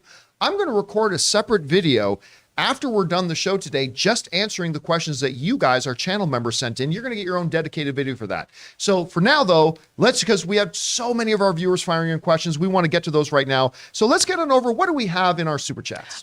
First of all, thank you so much to Black Bono Olala, who sends in a super chat. Thank you. And Suthia says, I'm dying for a new Star Trek movie, especially with the current crew. I hope a new director will be found soon. Don't care who, just a good director. I agree. Just look, people say, well, who should direct it? As long as they get a good director. Look, clearly they got their script in order. Everything else seems to be ready to go. You just need a director. Still can't make that December release date. But listen, I don't care what anybody says. I'm personally excited to see this crew return. I hope they get it moving pretty fast. All right, what's next? From Andy, who says, Marvel losing out on one of their own directors and not having a script ready must really suck. It's got to cut deeper than any blade. See what you did there. Again, like you've had 3 years. Yeah. What's going on? Like this, somebody's going to make a movie about this. All right, what's next? Going to be called Blade. It's going to be called Blade. This is one of two from Sam Fisher, who says, what has me even more excited about the Netflix Avatar: The Last Airbender isn't just Paul Sun-Hyung Lee. Thank you. Paul Sun-Hyung Lee. Or Mr. Kim. Mr. Kim as Uncle Iroh. Uncle Iroh, but A. Martinez as Paku and Ken Jeong as Admiral Zhao.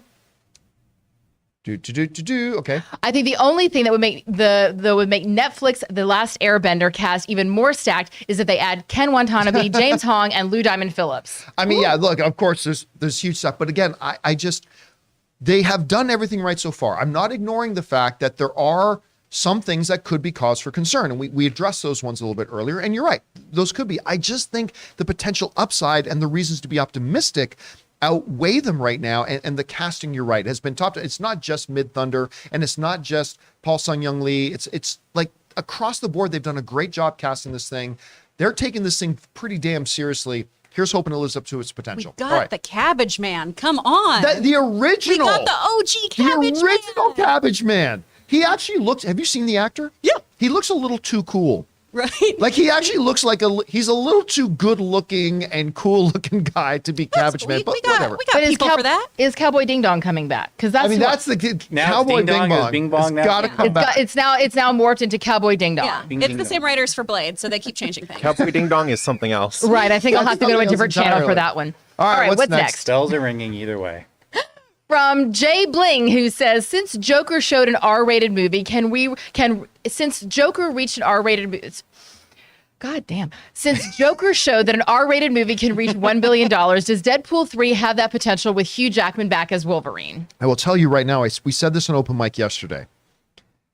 Deadpool 3 will not be the highest grossing R-rated comic book movie of all time. It will be the highest grossing R-rated movie of all time, period. Easily. Now listen, Deadpool 3 had the potential of being $1 billion film anyway, on its own. With this, I'm not saying do not say John Campea says this movie's going to make $2 billion. say it. Yeah, of course you will. How solid are you on I actually this just tweeted stance it. right All right. Hot toy I'm bet? just saying, I think Deadpool 3, with the Hugh Jackman announcement, has the potential to be a $2 billion film. Wow. What? Yeah. I'll give it a solid 20% chance it hits 2. The line I'm really giving it, the target, I think is 1.5 billion. I think it's going to generate that kind of excitement. You gonna watch that many times? I'm gonna watch this movie a hell of a lot of times. John's like, I am not going to be wrong. I will go every day, three times single a day. We will reach I will $2 billion. remortgage the house. All right. That man sent us gin. I'm going to see his movie a lot. That's right. He sent us this. We're gonna give him I'm like 10 an times alcoholic over. golden retriever. You just have to give me booze and I'll keep showing up. Another box would be helpful. I am gonna say, look, he was very nice. I showed up home one day and I found he had sent us 2 crates of this stuff. Oh, we know. 2 crates. What kind of booze do you like, Chris? I'm adding the card. But we're running low, All right? of it. We're running. crate. This is one of the last bottles. We're running a bit low. Just throwing that out there. Not Okay. because we've been drinking it on air, because No. we're professionals. We've been watering plants. There's Giving a them, reason why I'm Clearly see stumbling we're my all words today. professionals I'm the here. plant. all right. Taylor is the plant. All right. What's This next? comes to us from Andy, who says, I can't believe Hugh Jackman is back as Wolverine. I am so hyped. Logan came out around my birthday, and I thought that was it, so I'm utterly elated right now. I mean, listen, the great thing about movies is they make us think, they make us ponder, they make us look at the world the way it is, the way we would hope it would be, the way we fear it could be. But movies are also just something to give us joy. And movie news can just do that too, because the world felt joy yesterday. I'm so excited about this. Can't even believe it. All right, what's next? From the Inedible Hulk, who says 4 episodes of Andor and not a single Andorian. I'll get it. Okay. A little crossover action they're looking for there. All right, what's next? From Stubble McShave, who sends it a $9.03 super chat. You must be from another country. Aaron, is this true or bullcrap? I heard that a reason there are few U.S. actors in big cast series is that SAG actors cost more than foreign actors, and there are a limited number of slots for SAG actors. Well, first of all, I've never heard that. Okay, there's a limited number of slots for SAG background. Like on every set, you will have, let's say that they need like 20 people for a restaurant scene. Of those 20 background people, there are a minimum number that must be SAG, and then the rest of them can be non-union. And yes, those SAG actors are paid more than the non-union actors are. However, when it comes to like leading roles, a principal character, they are all hired on SAG contracts, whether they are SAG or not. And if you are let's say that you are from, Australia that does not have an acting union. If you get hired from Australia, you will be hired on a SAG contract, and you will then have to join the union here in America. So it doesn't change the financials. It doesn't change the financials on the SAG end. However, I will say this. I did talk to a friend of mine who is, she's from England, and we did a series together. And she said to me that I got paid more than her just because I was an American. That apparently foreign actors are paid less money. Now, that's not talking about the star level. That's just talking about, but I don't know if that's true. But it has nothing to do with SAG. All actors in those principal roles are all hired on SAG contracts. All right, we learn something new every day. All right, what's next? From Space Windu says, anyone watching The Patient on Hulu with Steve Carell? Yes. My cue. I've only seen the first 2 episodes. Oh my gosh, it's and they're so great. compelling. It's so good. How many episodes are they in? I think we're at 5. I know the or first something 2 like were that. amazing. Oh my gosh, it's incredible. You would love this show. Really? It's such a wonderful Donald character Gleason, study. Steve Carell. Yeah. I am binging the Man in the High Castle right now. Ooh, so okay. I got to finish that whole series, but then I want to watch The Patient. Patient's really quick, 30-minute episodes, really, really great. I'm so happy you're watching it. Oh, it's great. All right, what's next? From Mr. Graham 91, no news about Blade from D23 was shocking considering how long the movie has been in development. Well, I guess now we know why. Yeah, I mean, you just ended the statement perfectly. Yeah, now we know why. It's like, really, like, not only did at D23, they literally not make a single project announcement, not one, but some very dominant projects they have in the workings that they literally announced 3 years earlier. Not a single piece of news. Now we understand a little bit more why. All right, what's next? From Bond Presents, who sends in a $10 super chat. Thank you, Bond Presents. I'm with John that I'd prefer they keep Deadpool out of the MCU, but I'm looking forward to a scene with Deadpool and She-Hulk. 2 characters breaking the fourth wall at the same time will be trippy AF, bro. I would love to see Deadpool and her meet up on Tinder.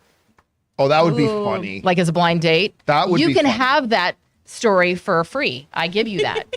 See, You're welcome. It's not that I wanted him totally separate from the MCU. I think the right approach with Deadpool is to have him sorta in the MCU, just like in the Fox universe, he was sort of, but not really in the X-Men universe. But I think that's the right approach, but I think they are directly having him. I don't think the movie's going to start with him in the MCU proper, but I think it ends with him in the MCU proper. So we'll see. We'll see. All right, what's next? From My Comic Planet, who sends in a $10 super Thank you, chat. My Comic. Thank you. Ryan Reynolds had said that Deadpool 3 was going to be a road trip movie. Years ago, yeah. With Deadpool and Wolverine in the style of the Rashomon effect, where both tell conflicting stories of events. Could this synopsis be back on the table now? I mean, this is something he mentioned years ago. Now, whether that was a joke or whether that literally was him just in an afternoon of weakness kind of spilled the guts on what it was they were kind of putting together. I don't know that that's what they're doing. A lot of times passed since then. I would watch that movie.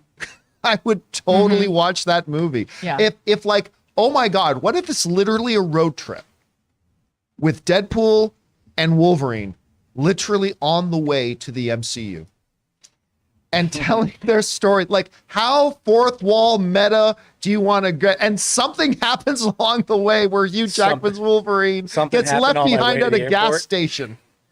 It's like I mean- something happened on my way to the MCU. A funny Yes. thing happened on the way to the MCU. Yes, if this is a road trip movie of the two of them on their way to the MCU, I would totally be down for that.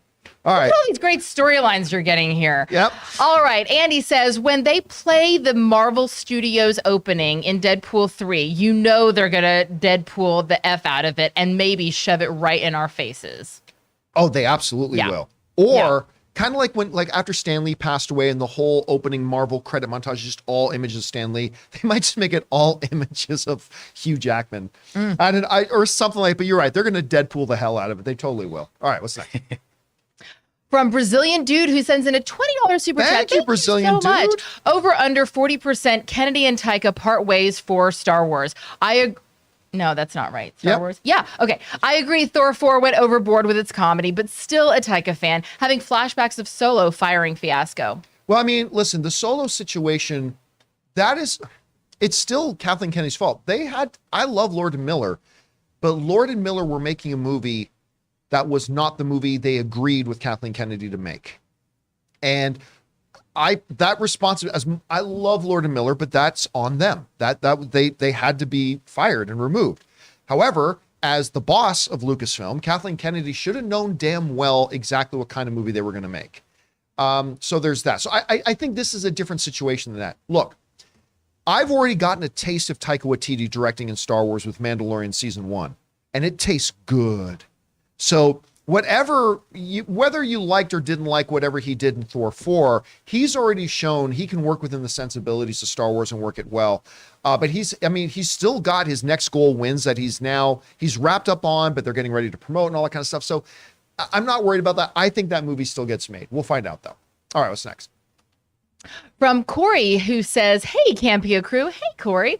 Closing on my first house soon. Wow. Congratulations. Any recommendations for great movie posters for my walls? Natural Born Killers. Ooh. Lawrence of Arabia.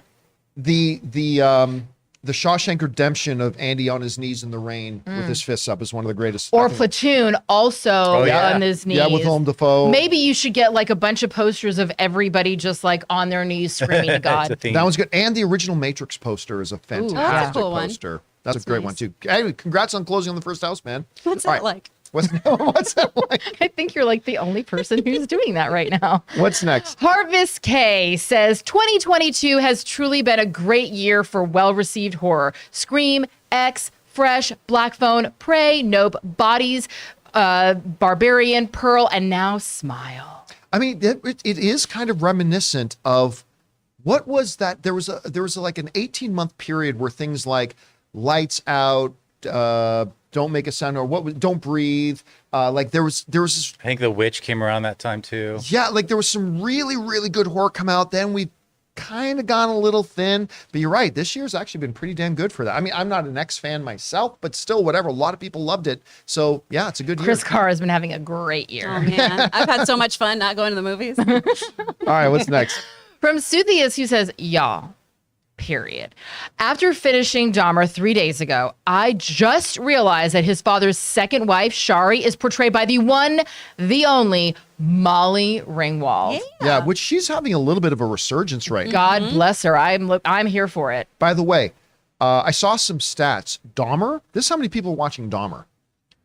Only Bridgerton season 1 and the most recent Stranger Things have had bigger first weeks on Netflix than Dahmer did.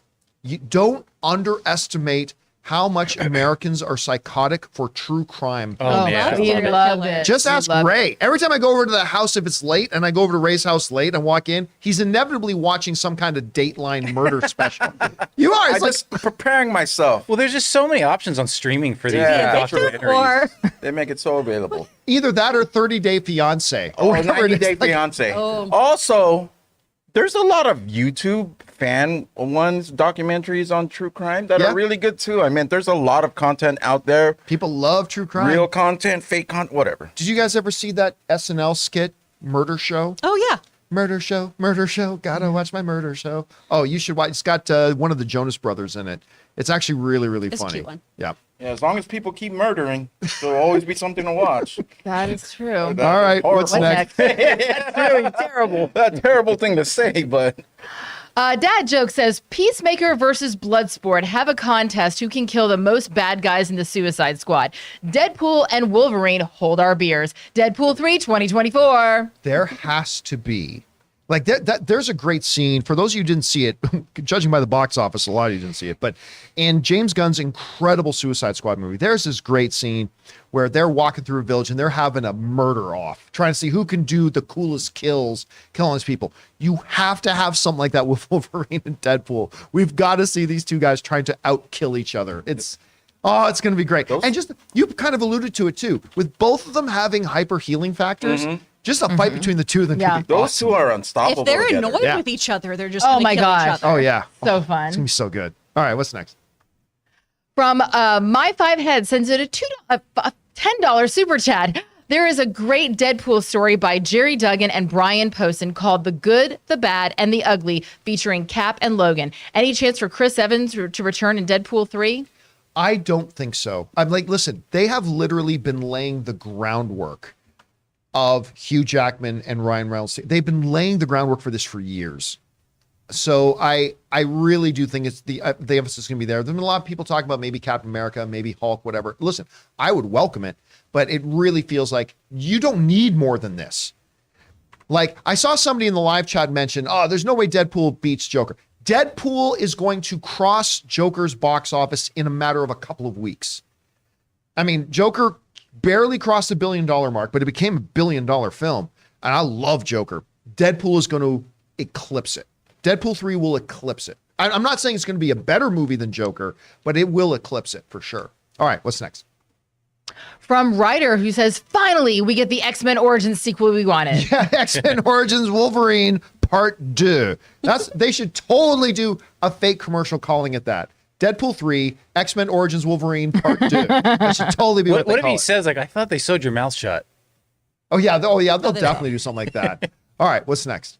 From Al Renshaw says, nerdgasms and sploosh all across the world when Hugh Jackman announced in Deadpool 3 yesterday, me being one of them. Listen, I don't know how to say it without it being hyperbole.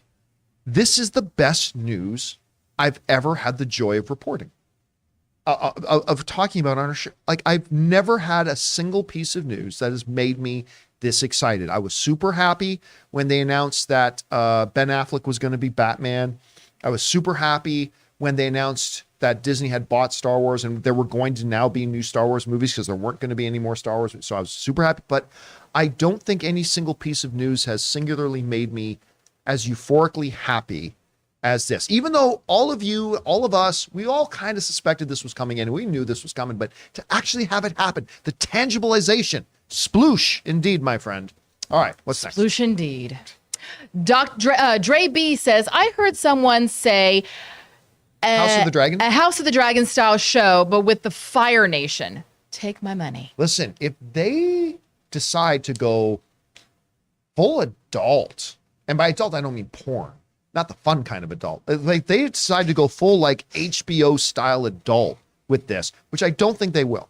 You got to keep that a little bit of the childlike charm to it. You got to keep parts of I that. would think so. But that Agni Kai could be really, really violent and visceral. Yeah, if you decide to make it lean more into the drama of it too, this could be a very special show. Oh, especially once we get to bloodbending. I mean, Oh, like, yeah, that's then you get pure whoa. horror. Yeah, Then you get into the pure because I horror remember of it. watching that episode and just being like, oh, shit, Nickelodeon. We're making decisions. We are taking turns. I remember when they went Ooh. bloodbending, I remember thinking, that's kind of like Magneto. Because remember, Magneto, it's like, there's iron in your blood. Yeah. And he killed that guard. Oh, my God. All right, what's next? Sam Fisher says, if they are able to make it so you can root for Talocan like they did with Tony versus Cap in Civil War, my interest will skyrocket even more. I have a feeling they're going to set it up in such a way that even if one side's wrong, we as the audience will go, I can see why they're upset, though. Yeah.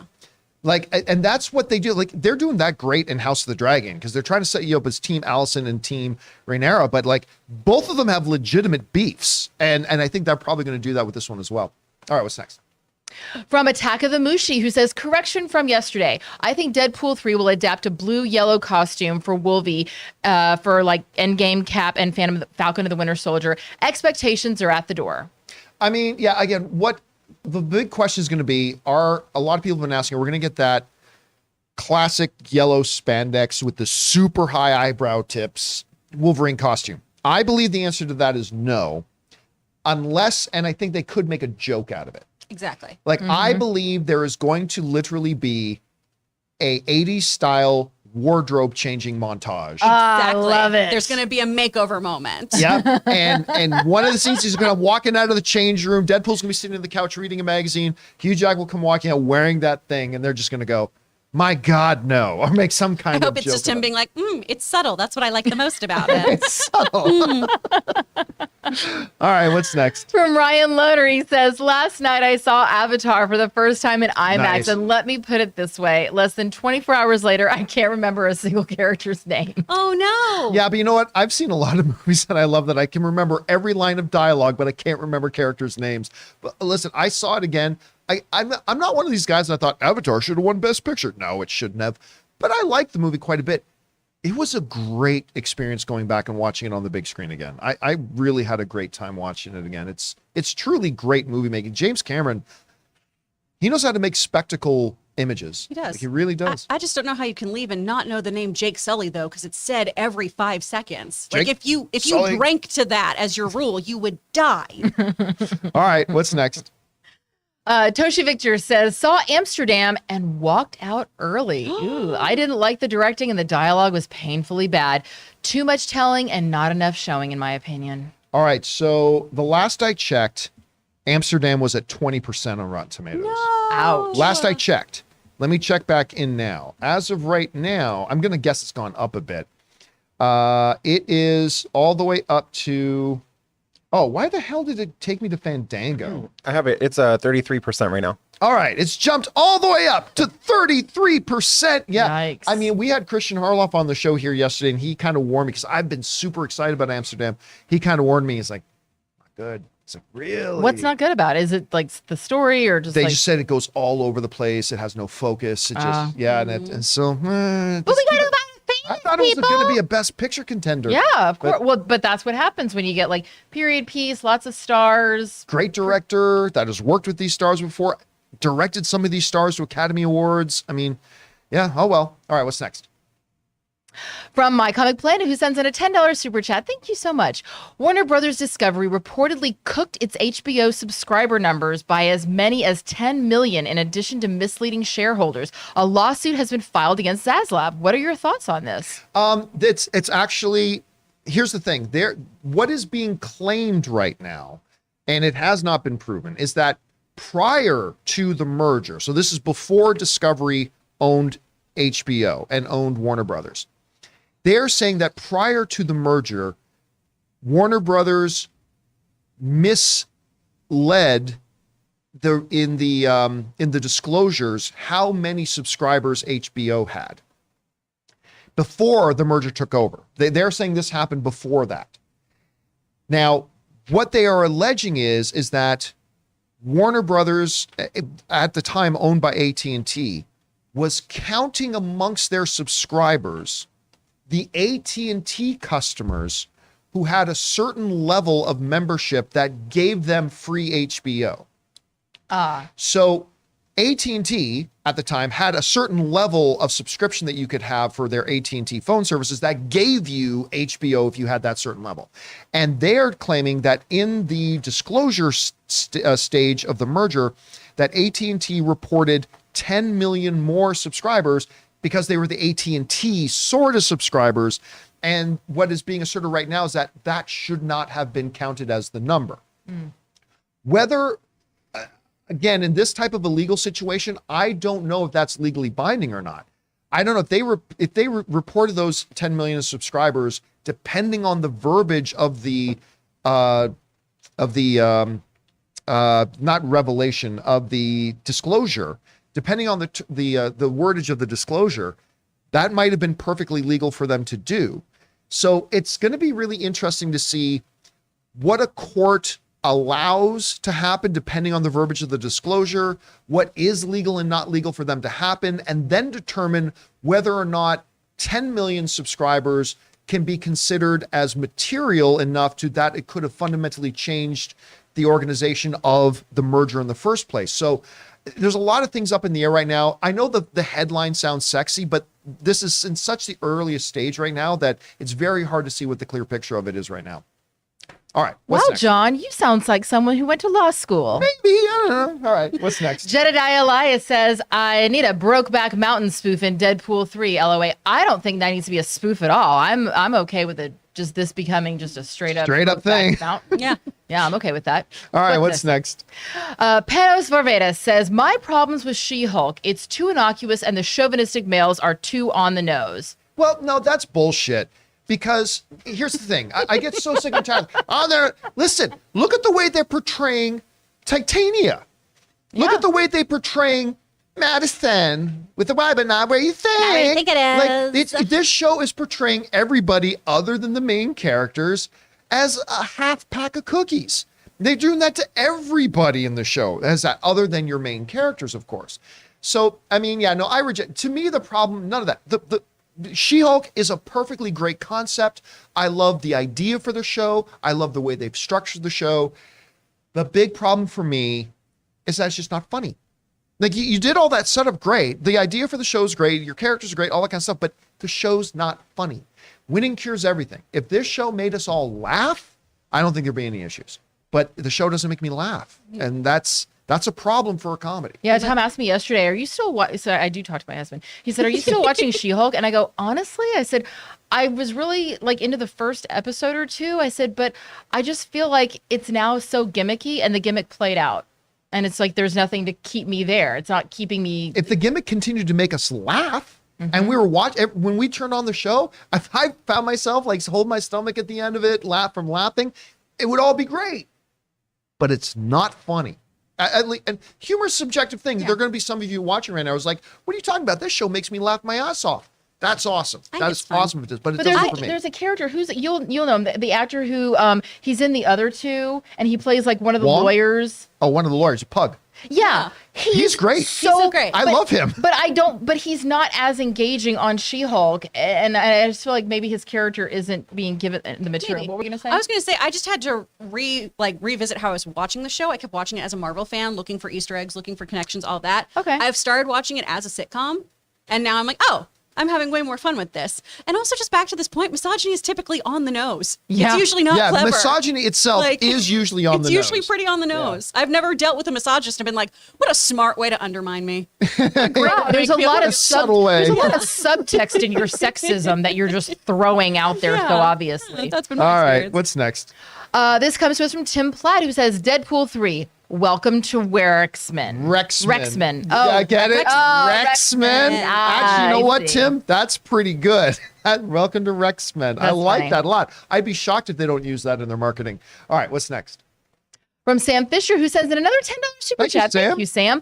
The kid who plays Aegon is Ty Tennant. His dad is David Tennant from the 10th Doctor, and his granddad is Pete Davison from the 5th Doctor. So now this kid's dad, granddad, and uncle, Matt Smith, the 11th Doctor, are doctors. Wow. Yeah, we're talking about Doctor Who, not literally medical doctors. Yeah, we talked about that a bunch previously. I'm still just convinced he's Wolfhard from Stranger Things in a blonde wig. I mean, that's the back-to-back photos were shocking. Well, I mean, I'm really like, oh yeah, now that you see it, you can't unsee it. Yeah. It just is what it is. Yeah, absolutely. All right, what's next? Did you guys do this one? Looks like a part 2. I did not. I didn't. I don't know. I don't remember seeing. I don't part know. one. So let's Part get one. past it, and then we'll come back to the part 1. We'll find I don't know part if there 1. is a part 1. That's why I was just. Okay, well let's see if we can interpret what our friend Elizabeth. So from Elizabeth Gerardo, who sends in a $10 super chat. Thank you, Elizabeth. Blah blah blah blah blah. After Ryan apologized for missing D23, a thought came to mind: do movie stars get paid by the studio to attend conventions or D23? Oh, listen. Actors get paid for their time. I mean, like you have to get paid for your time. Oh, wait a second. Did you not get paid to go to Comic-Con when you were promoting Spartacus? When I was on the panel at Comic-Con in Hall H for Spartacus, no, I was not Really? paid for that. No. actor. In fact, what's her face? Monique. She very famously did not do press for, I want to say Precious, because she said, if you're going to make me do press, you're going to pay me. And they were like, no, actors don't get paid to do press. You do press as part of the deal. As you did the movie, you got paid to do the movie. And the deal is you promote the movie because you want the movie to do well. They clearly didn't put it in her contract. And that was the thing. I mean, it's always an understood thing. Like, you do the project and then you do the press for free. Now, they pay to fly you there. They put you up. They get you the invites to the parties. And you can definitely have it to where, like, I'm not paying $500 for my own hair and makeup to promote your project. And yeah, it does cost $500 for someone to come and do your hair and makeup for those press events. So you'll get the studio to pay for hair and makeup or whatever. But no, they might give you some perks, but you don't get paid for that. See, I was talking to an actor who was in a DC movie where they said that it was like a part of their overall contract was X number of press appearances, blah, blah, blah. And they said that what they got paid kind of covered that. Like, they didn't get an additional thing. It's like, okay, we're going to pay you X amount of dollars and you're going to be in this movie, show up on these days to shoot, and you're going to do these press events and blah, blah, blah. Yeah, it's all in the contract. Right. Like, we're paying you this set amount and what we're expecting in return for this set amount. But, like, you know, because they want to make sure that you have, I mean, it's the same thing. Yeah. It's all like, it's part of the package, it's part of the deal. But I don't know, maybe in that particular situation, she was just like, this is not in my contract, so I'm not doing it. Yeah, if it's not in your contract, don't do it. But unfortunately, the flip side of that is then any project that then is considering hiring you, because let's not forget, I believe she was nominated for sure. She may have won I think she was nominated for the Academy Award, but she didn't win. And I think that because she didn't play ball, that sent a message to anybody who was wanting to hire her for the next project of, oh, okay, so you'll do the movie, but you won't promote the movie. Okay, well, then maybe we're not going to have make sure somebody you else. got to put that in the contract. Yeah. All right, what's next? So Lucky BX says, I hope the Hulk also shows up in Deadpool. Ruffalo and Reynolds did take that picture while filming that forgettable movie. Yeah, they did. I don't expect it, though. I mean, again, you don't need Hulk in it. You don't need it. You don't need Captain America. You got Hugh Jackman and Ryan Reynolds together as Wolverine and Deadpool. You literally don't need to spend another dollar. Like that's all you need. But there was that picture that was taken. You did have the director put out that one thing that one time that we talked about on the show. We all know what we're talking about. It is a possibility. I'm not going to throw it out the window. It is a possibility, but you don't need it. Anyway, that's just my thought on it. All right, what's next? From Joe Randazzo, who sends in a $50 super chat. Thank you, Joe, much. so much, dude. The twist is white people. Speaking of Avatar, I saw James Cameron's this weekend for the first time, and it was wonderful. Oh, you're seeing Avatar, or did you actually just see James Cameron? I don't know. That was wonderful. It was a good Canadian kid, James Cameron. I mean, yeah. Again, I had a really good time watching it. I think I enjoyed it more this time than I did even the first time I saw it. But it's amazing for a movie that's that old is still visually as awe-inspiring as it is, and it makes you really. And then they show some previews for the next one. Cannot wait to see the next one. I really, really can't. Oh, hey, listen, man. Listen, if you actually are saying you saw James Cameron, maybe he was at one of your special screenings, whatever. That would be great. Either way, man, thank you so much for sending in $50 and supporting our channel on that level. That's incredibly generous of you, man, and we really, really appreciate it. All right, what's next? From Al Renshaw again, who says, if they don't have a piece of marketing or a scene in Deadpool 3 incorporating Ashes by Celine Dion, that would be a mistake. Well, I mean, first of all, without joking around, I need to find out the reason that song did not get nominated for an Academy Award. Like, all joking aside, that is a song that was made specifically for the movie, tied in beautifully to the movie. It is an incredible song. I'm sure there's a reason. I just don't know what it is, but that song should have been on. But it is very much a Deadpool 2 piece. I don't think they should incorporate it into 3, but maybe they will. Maybe get Celine to sing another song. Yeah. All right, another good Canadian kid. All right, what's next? From KC Max says, okay, guys, I got to know what was worse, Avatar: The Last Airbender or Dragon Ball Evolution? Avatar: The Last Airbender. Yeah. Dragon Ball Evolution had, listen, as bad as it had some things going for it, and it was bad. It was bad. I'm just saying, it had more things going for it, and it wasn't as offensively bad as Avatar: The Last Airbender was. So, I'll go on that one. Anne's sorority sister, one of Anne's friends in college, was one of the stars of Dragon Ball. So Jamie Chung. Oh. So it's like, well, so we give it a little bit of a pass in there, but no, it was the better movie. It was the better movie. All right, what's next? From Matt Mobile, who says, have you heard those rumors that The Rock wants a Black Adam versus Justice League versus the Suicide Squad movie? Do you think it's a good direction to go in? I wouldn't believe that rumor at all for a second. I think wouldn't Deadpool and Wolverine are in it too. No, I don't believe that for a split second. Not at all. All right, what's next? From Andy, who says, if they ever put Wolverine's comic book costume into a live action film, I'm going to see if the live action suit looks too Batman kissing like the meme. Oh yeah, because if you look at the thing, I've seen that before where they say that looks like two Batman kissing if you just look at Wolverine's mask. Oh, I'll have to That's check that cute. out. And listen, I'm okay with them adapting the classic spandex yellow thing and just making some changes and whatever and having a version of it on the screen. I'm all for that. But like the straight up yellow spandex, 7 feet tall eyebrow things, no. Oh, it does look like two Batman kissing. Right? Wow. It absolutely looks like two Batman kissing. That's so crazy. That is disturbing. Now you That can never is unsee crazy. that. There you go, guys. Get All it. right. What's next? From Andy, who said, oh, nope. This is from... I got so distracted. From by Release Wolverine. the Breakdancing Cut. I agree. Nah, we never should. John, you are out sexied today. Bam. Boom. By the two ladies. Well, Oh, I listen, gotta go this way. it's all subjective, but you're wrong. Maybe they meant by Joey Bishop, who is wearing Maybe a they bikini. meant by today. Joey Bishop. He is wearing a With that, bikini. but that bikini thing, I'll give it that. But come on. We got that for her in Cancun. It was $30. Tom was so pissed. He was like, you She's did lying. not just spend 30 All right. What's next? from Dildar. Dildar. I like Dildar. Finally saw Avatar in theaters yesterday, and it was incredible. So much blue cat butts, LOL. It's a lot of cat butts. It is. I love a good cat butt. Oh my God. They wear a little thing to cover it up, so there's probably a butthole. So good job, James Cameron. Good job. Thank you for not showing all the Thank you. buttholes like we saw in Cats. There For were lack of buttholes. By the way, It was the other night disappointing. I went. It was on the Broadway channel, and I watched Cats the musical, which was the first musical I ever saw, and I loved too. it. And I've seen it several times. You got to do a lot of drugs to understand. Like I was watching, and I was like, "Am I high right now just watching this?" Like I remember seeing it in the 80s at the not the Pantages, the Amundsen. Oh. it is crazy. Yeah. It is batshit crazy. A few years ago, Anne got really into going to live shows. So she got a membership at the Pantages and all that kind of stuff. Goes to 4 or 5 shows a year. Last year, she's like, "Oh, I'm gonna go see Cats." Like everybody's talking about Cats. She came back. She goes, "What the actual fuck was that?" She's like, she hated it.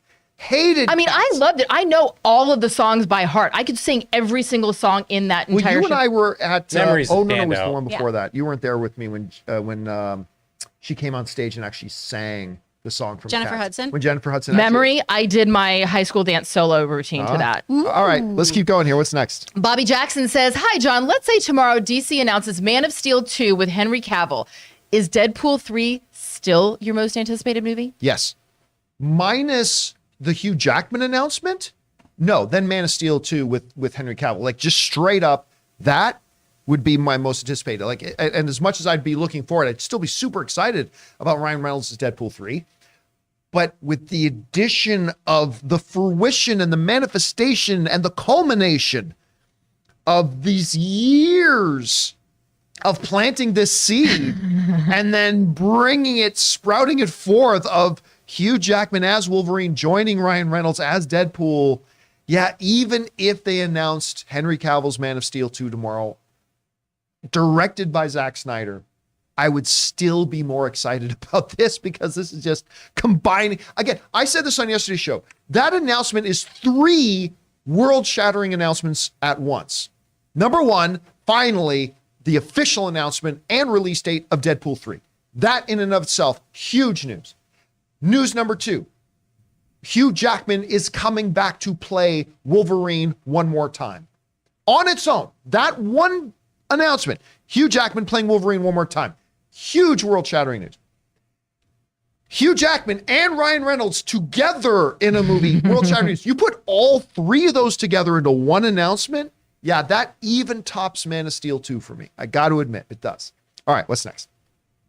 From Jay, who sends in a $10 super chat. Thank you, Jay. You guys mentioned Arcane season 2 was your most S2? Yep, season 2. Oh, you guys mentioned Arcane season 2 was your most anticipated season 2. How would you feel about season 2 if they did not follow through with that finale cliffhanger and better season 1 ending? Game of Thrones season 1 or Arcane season 1? I am actually okay if they don't follow up on the ending of Arcane season 1. If they say it's a time jump, and which I kind of suspect they're going to do, I'm perfectly fine as long as the show is as good as season 1 was. Because season 1 of Arcane made it my all-time favorite animated series, and I thought it looked like trash, and it ended up being my all-time favorite animated series. So I'll say Game of Thrones season 1 was the better. I can't remember how it ended season 1. With what's his face getting beheaded, That the was lead That actor. was the I end. was gonna say that was so much more shocking that I'd probably lean towards that. Yeah, I'll lean towards the Game of Thrones season 1 ending. Okay. All right, what's next?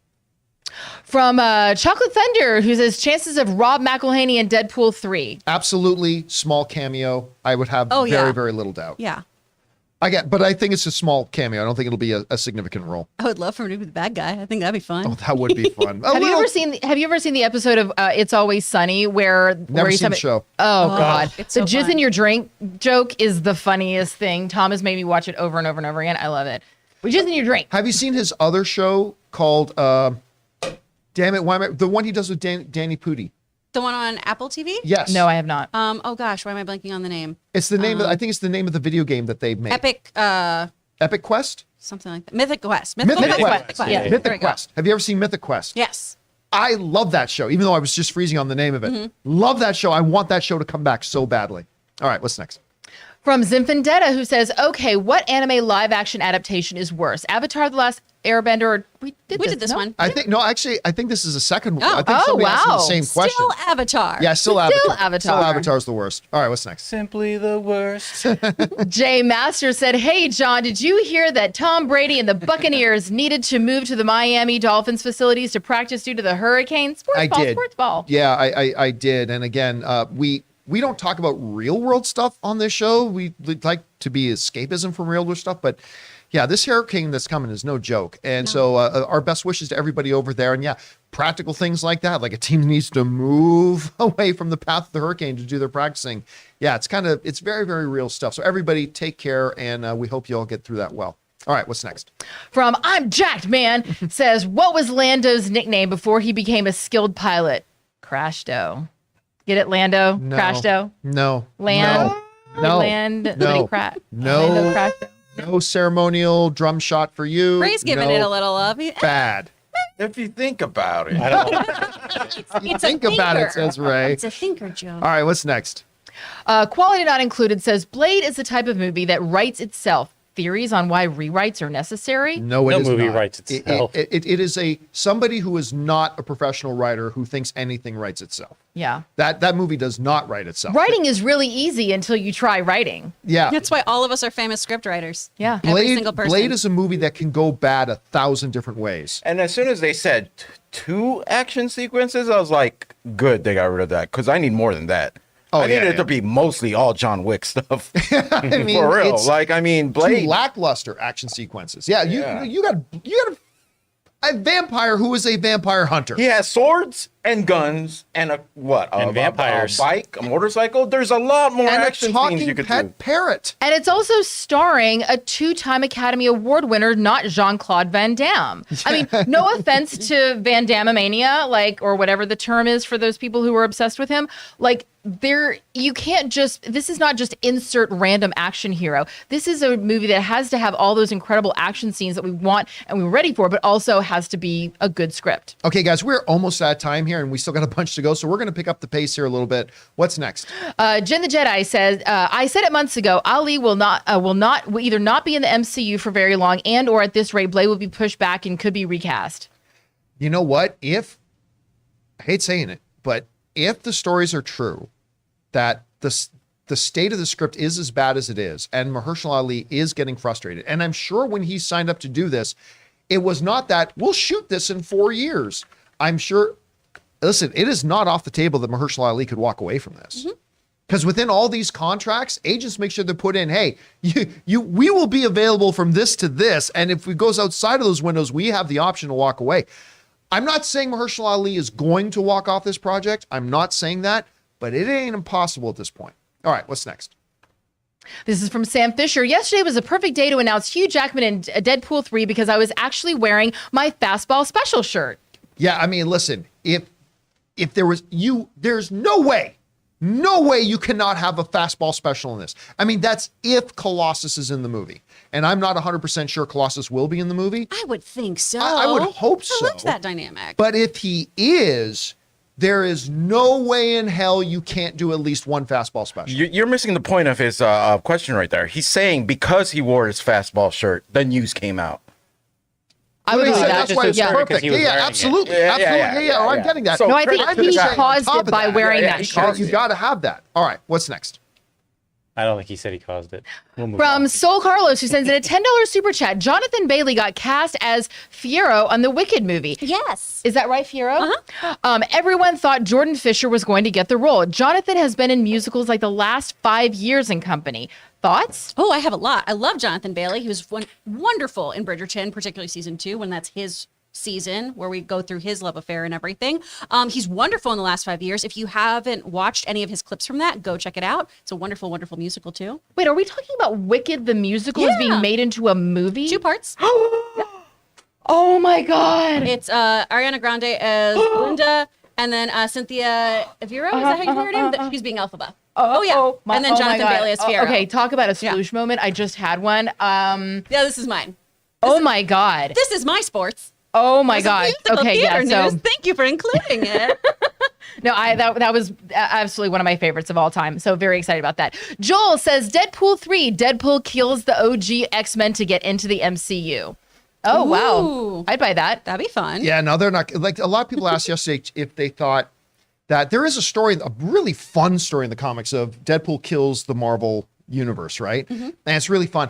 I don't see them doing that in this. That's a little too grand in scope, and I don't think they're going to be doing that with the original X-Men characters there. I do, however, think we might see a Patrick Stewart appearance. I would love for him to just hold that comic book up and go, Oh, yes. I don't think Feige will allow this, and throw it. I mean, that could totally work. All right, what's next? From Cody Hunt, who says, I saw a screening of Amsterdam last night with a live in IMAX with a live stream Q&A. Solid film. The chemistry between Bale, Washington, and Robbie was off the charts. I've heard that part is very good, but I've heard where their chemistry may be off the charts. I've heard the movie goes completely off the rails. Again, I haven't seen it myself. I'm glad you enjoyed it. I'm not hearing a lot of people echo that sentiment though right now, so I'm hoping I like it though. I keep confusing it with See How They Run. Is See How They Run already out? Did that already release? Yeah, that's already out. Oh, is that Yeah. already Yep. out? The Okay. Yep, detective? it came out in theaters, and I had no idea it was Yeah. releasing that week. None. So I still haven't seen it The 'cause I one didn't with even know it was Rockwell, coming out. right? Yep, Rockwell, Saoirse Saoirse Ronan. Ronan. I'm dying to see that movie. All right, what's next? From the Philosopher's Take says, Aaron, yes, do you get distracted by acting prowess when watching movies, or are you just able to take in the experience just like the rest of us? I think that I get as distracted as everybody else does. When someone's really good at what they're doing, I am immersed in the story. When someone's really bad, I'm taken out of it. Just Yeah, I like think the everybody rest of us get that too. I don't think like the average movie fan is immune to bad acting. I think we all notice it. you Yeah. know? All right, what's next? Johnny Got Lost says one of Namor's powers in comics is flight. Maybe this is his mutant power that separates him from his people in Aquaman. Hashtag feet wings. Yeah, no, I don't think he's going to have feet wings, and I don't think he's going to fly. He did. He had little ones on I the think baby he was feet. wearing that. They were on the boots, though. They're on the boots, I Oh, think. it yeah. looked like when they were giving birth to a little baby, it had little wingies on its feet. Oh, well, I'll look again. Okay. Yeah, because when I saw him walking, it looked like he was wearing something. I as think there's a opposed to- little cutout for his little wingies to go. Yeah, I don't see Feige letting them have little flappy wings and he's flying through the I don't air. know, man. I don't I know. don't know. Hey, listen, a lot of unanswered questions we don't know the answer to. If Chad my- is saying I'm right. If my baby was Vindicated. born with little openings for flap wingies, I would have eaten him like a hamster. Wow. I'm only realizing right now that in the comics, those were saying. part of him. weird. I always thought those were part of his shoes. I didn't know that. All right, what's next? Weird. Jim said, should Marvel be worried that Hugh Jackman returning is getting more attention and excitement than most of their other projects or new characters? No. That's why they did it. That's why they did No, it. listen. Money. Listen, the MCU looks at itself as the MCU.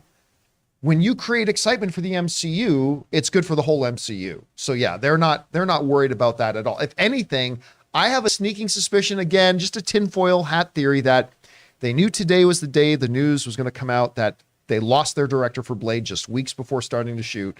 And so they strategically, preemptively put out this Deadpool news because it was going to completely overshadow the Blade news. So, and if that is what they did, and I'm not sure that it is, but if it is, they're genius because it totally worked. All right, what's next? From Zelda Master 702 says, where do you draw the line between exploitative and not? For example, in projects like Blonde and Dahmer. Well, it's pretty darn easy. One was a serial killer who used to eat people, and the other is a beloved national treasure who was abused her entire life. I will say, though, what's been interesting about this is a lot of the family's victims have come forward and say Dahmer's very exploitative. Victims' family. Yes, there we go. Thank you. Swap that. Reverse it. The families of the victims are very, very upset about this show and do not want people engaging in it because Okay, it's yeah, I just can see that. re-traumatizing them and everything. So I think it's a valid question. Okay, no, you know what? I read that wrong, and you're absolutely right. Yeah, I would agree with that. So, but that look, that brings up a bigger topic than we have time to discuss here today. But it's like, so what are we saying? Do we not tell real stories where there are real victims? Because not every, but like a lot of these stories have, like, based on real life events, have victims. Like, and so it brings up the question, if we tell the story about somebody who's heroic in 9/11, is that being, and I don't ask this as a rhetorical question, I mean it legitimately. Does that raise a question about, insensitivity to people who really were victims of that event? Or if we talk about a certain plane crash in the Himalayas, does that being insensitive to things? And I don't know. I don't know where the line is drawn. Okay, but hold on. I will say this, and this is something that I didn't realize when we talked about Blonde the last time. Blonde is not based on Marilyn Monroe's life as it was documented. It's based on a fictional account of Marilyn Monroe. Yes. So it's not even like it's a real story based on fact. It's a fake story based on assumptions and some narrative that somebody came up with about Marilyn Monroe's actual life. If the story of Jeffrey Dahmer is based on actual fact of newspaper articles and like police reports, that is actual fact. And that's where I draw the distinction, is Blonde isn't based on reality. It's based on a fictionalized version of a real person. Okay. What's next? From I'm Jacked Man says, Smile is a movie we've seen many times, but the atmosphere is great and it makes me never want to see anyone smile again. There were some advanced fan screenings around the country, so I'm going to assume you saw one of those. I have been really intrigued by it since we saw the first previews for it at Comic-Con, so fingers crossed. All right, what's next? Al Renshaw says, how bad would this look for Marvel and Feige if Ali were to leave the Blade project? That would be devastating. It would be the worst PR thing that's ever happened to Marvel.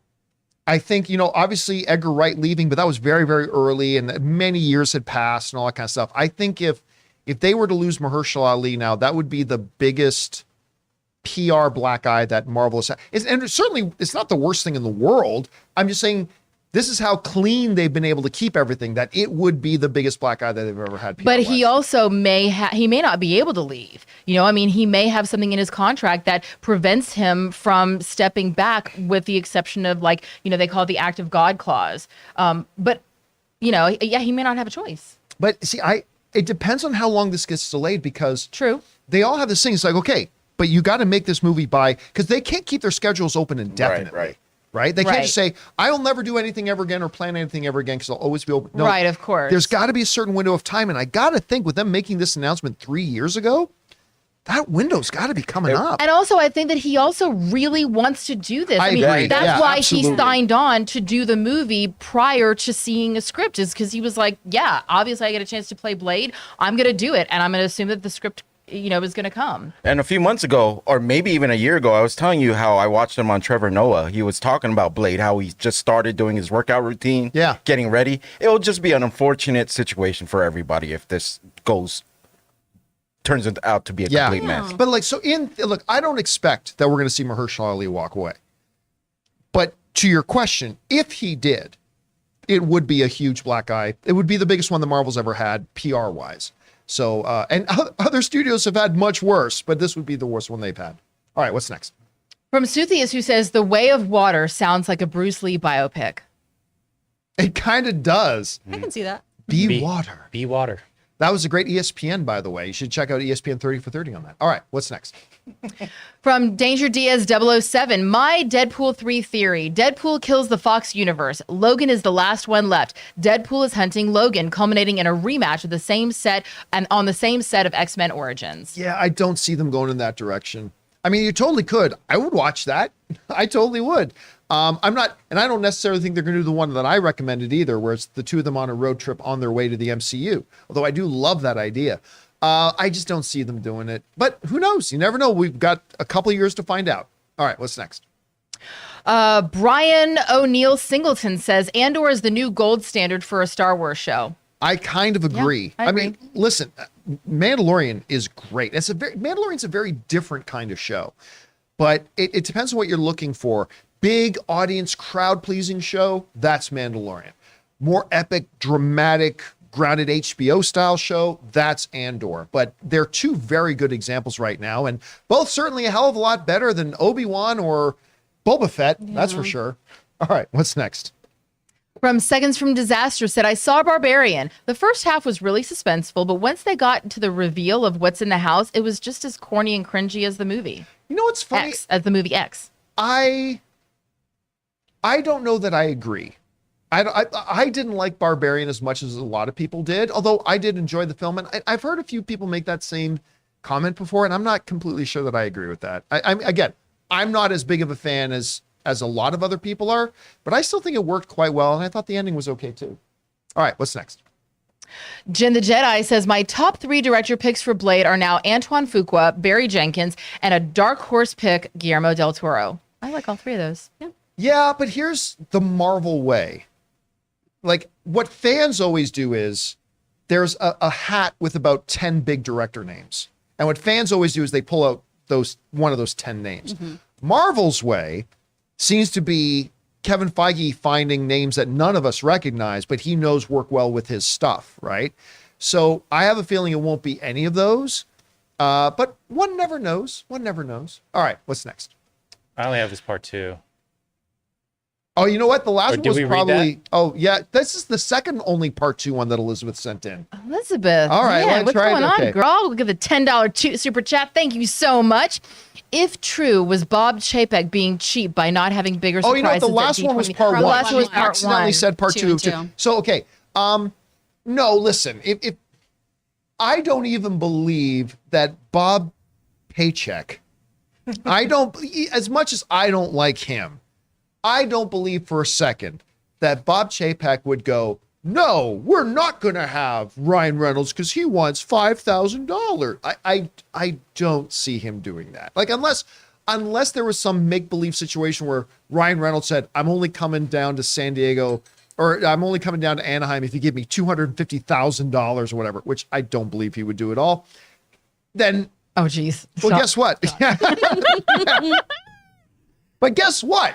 If Ryan Reynolds said, I will come to Anaheim to appear on stage at D23, but only if you give me $250,000, well, then fuck, Bob Chapek would be completely right to say no to that. But no, I don't believe that's the case at all. I don't think Chapek would cheap out a couple $1,000 just because, when you could make the entire convention by having Ryan Reynolds walk out on stage and announce Deadpool 3. That completely changes the entire complexion of the entire event. Yeah. And I don't believe Bob Chapek would cheap out on that. And another point for actors, doing press, the reason why it is advantageous for actors to do press is not only because, as we saw in the case of Monique, who did win the Academy Award, if you don't do that press, it sends a very clear message to anyone else who might hire you. Not only do you want to do the press for that, you want the project that you did to do well so that you can continue reaping the benefits, i.e. residuals of that project doing well. But also, a lot of times, actors, when they go to these events, your profile, your independent profile skyrockets because the number of people who are seeing you, the number of people that you're being exposed to, your social media following grows, which also has a financial kickback on that end. And a lot of times people will also do a signing in conjunction with an event. So they'll do the promotion of the thing, and then they'll maybe go over to their booth, at the booth convention area, and they'll do a signing for, say, an hour, and they'll make a couple, tens of G's at that point too. All right, what's next? From Cody Hunt, who says, I'm ready to say it. Andor is the best written Star Wars project during the Disney era. I don't think I disagree. I don't think it's the best project of the Disney era, but best written. I think I'll agree with you on that one. Up to this point, let's see how the rest of the series goes. All right, what's next? From Joe Randazzo, who sends it a $10 super chat. Thank you, Joe. What did Ryan Reynolds do to get Jackman back? Listen, I think this has been, like I said, I believe this has been in the works for years. I think this is something they've known they're going to be doing for a long time. And I believe something like Deadpool, look, we've all said this for a long time, that Hugh Jackman is done as Deadpool. The one exception, or is done as Wolverine. The one exception for that would be if it was in a Deadpool movie, because that's more of a lark, right? So I don't think it took a lot of convincing, and I think this is probably something they decided to do ages ago. All right, what's next? From Super Crazy Movie Geek says, will Jar Jar ever be in more live-action Star Wars movies? No, the best send-off for him was in that one Star Wars novel where you found him as a broke, sad street performer. It's actually, as much as I hate Jar Jar Binks, it was actually very, very heartbreaking reading that. But no, we're never going to see Jar Jar Binks again. All right, what's next? From Quality Not Included says, Blonde and Munsters have dropped. Reviewing? No. Taylor dropped a Munsters review. Yeah, I have. Did you watch Munsters, Taylor? Unfortunately, I sat through the entire movie. June fell asleep twice, and her favorite movie is the live-action Lady and the Tramp. So that says something. Yeah. So it was that bad? It was that bad. June's a very attentive little puppy, so I'm She is, surprised. yeah. If June fell asleep during it, we know. All right, what's next? From Mr. Holbrook says, what are the chances that Mahershala backs out of Blade? I'll give it 10%. I mean, again, it all depends on how much longer is this going to be delayed. Because, again, there's no way I believe for a second that when they announced 3 years ago that he signed up to be this thing, that we would still be sitting here. Now, granted, the pandemic happened and all that kind of stuff too, but that doesn't appear to be the problem. Script seems to be the problem. And if you had told him that years ago, I don't know that he would still be here. But I still think he's going to do it. Like Aaron pointed out, he wants to do it. 10% chance he backs out. All right, what's next? Release the Breakdancing Cut again says, I hope that Avatar is successful. I love the animated show and would love to eventually get it in Korea. Of course, we are talking about Avatar: The Last Airbender, not Avatar, the James Cameron film with the. Yeah, I hope it's successful. Listen, more than I hope that it's successful, I hope it's good. Yeah. I hope it can, live up to its potential. That's really all we can hope for at this point. But I think we've got reason to be hopeful. All right, what's next? From A. Marcella says, my only expectation for Deadpool 3 is that Deadpool has to make a joke about Disney buying Fox. Oh, no, he has to be savage. He has to be savage against all things Marvel, MCU, and Disney. He has to pull no punches. Now that he's a part of it all, he's got to go for the jugular on it. And I think he will. And I think he will. All right, what's next? From Alex Martinez says, thank you for always making work more enjoyable. You're welcome. Bring on the mozzarella sticks with sour cream. Damn right. Damn right. No. It is the only way to eat mozzarella sticks. You're weird. And you will never go back. Everybody, the nation has been writing in. The nation. The nation has written in. The nation. And the nation now agrees that is the way to do it. People are writing saying, I will never eat mozzarella sticks other than with mozzarella or other than with sour cream again. The nation. Amazing. The nation. Fart waiting to happen. All right, what's Ryan next? Platt says, saw Moon Age Daydream yesterday. First time I walked out of a movie. I love Bowie, but the fever dream feel didn't work for me. Well, you weren't on enough drugs. Yeah, I did not see, although I read a great quote that apparently was in the documentary. A journalist was asking him, what is the greatest accomplishment of your career? And he said, marrying my wife. Yeah. And then the journalist followed up, says, well, of your musical career. He said, nothing else matters. Yeah. I'm like, that guy had life right. He had life right. All right, what's next? From Ryan Platt, from Welsh Dynamo 95, who says, I know it has a bit of a cult following, but I wanted to know your thoughts on the MTV Teen Wolf series and its upcoming Paramount Plus movie revival. Never watched a single episode. I never watched it, but I know Sarah Michelle Gellar's involved in the new one, so that's exciting. Really? Love me some Sarah Michelle. Yeah. She was just in that Do Revenge movie. What revenge movie? Do Revenge on I've Netflix. never even heard of that. Yeah, it's fun. It's like a 90s throwback. Yeah, she has not done a lot lately. Like she's just, I guess, been doing the family life, like her and Because Freddie she Prinze had, Jr., she has twins. yeah, Her and she had and that Freddie, yeah. short-lived show with Robin Williams before he passed too. Yes. That was really sad to see that show go too. he did a rom-com with Alec. She did a rom-com with Alec Baldwin. and I can't even remember the name of it. Yeah. All I remember is that it had that song.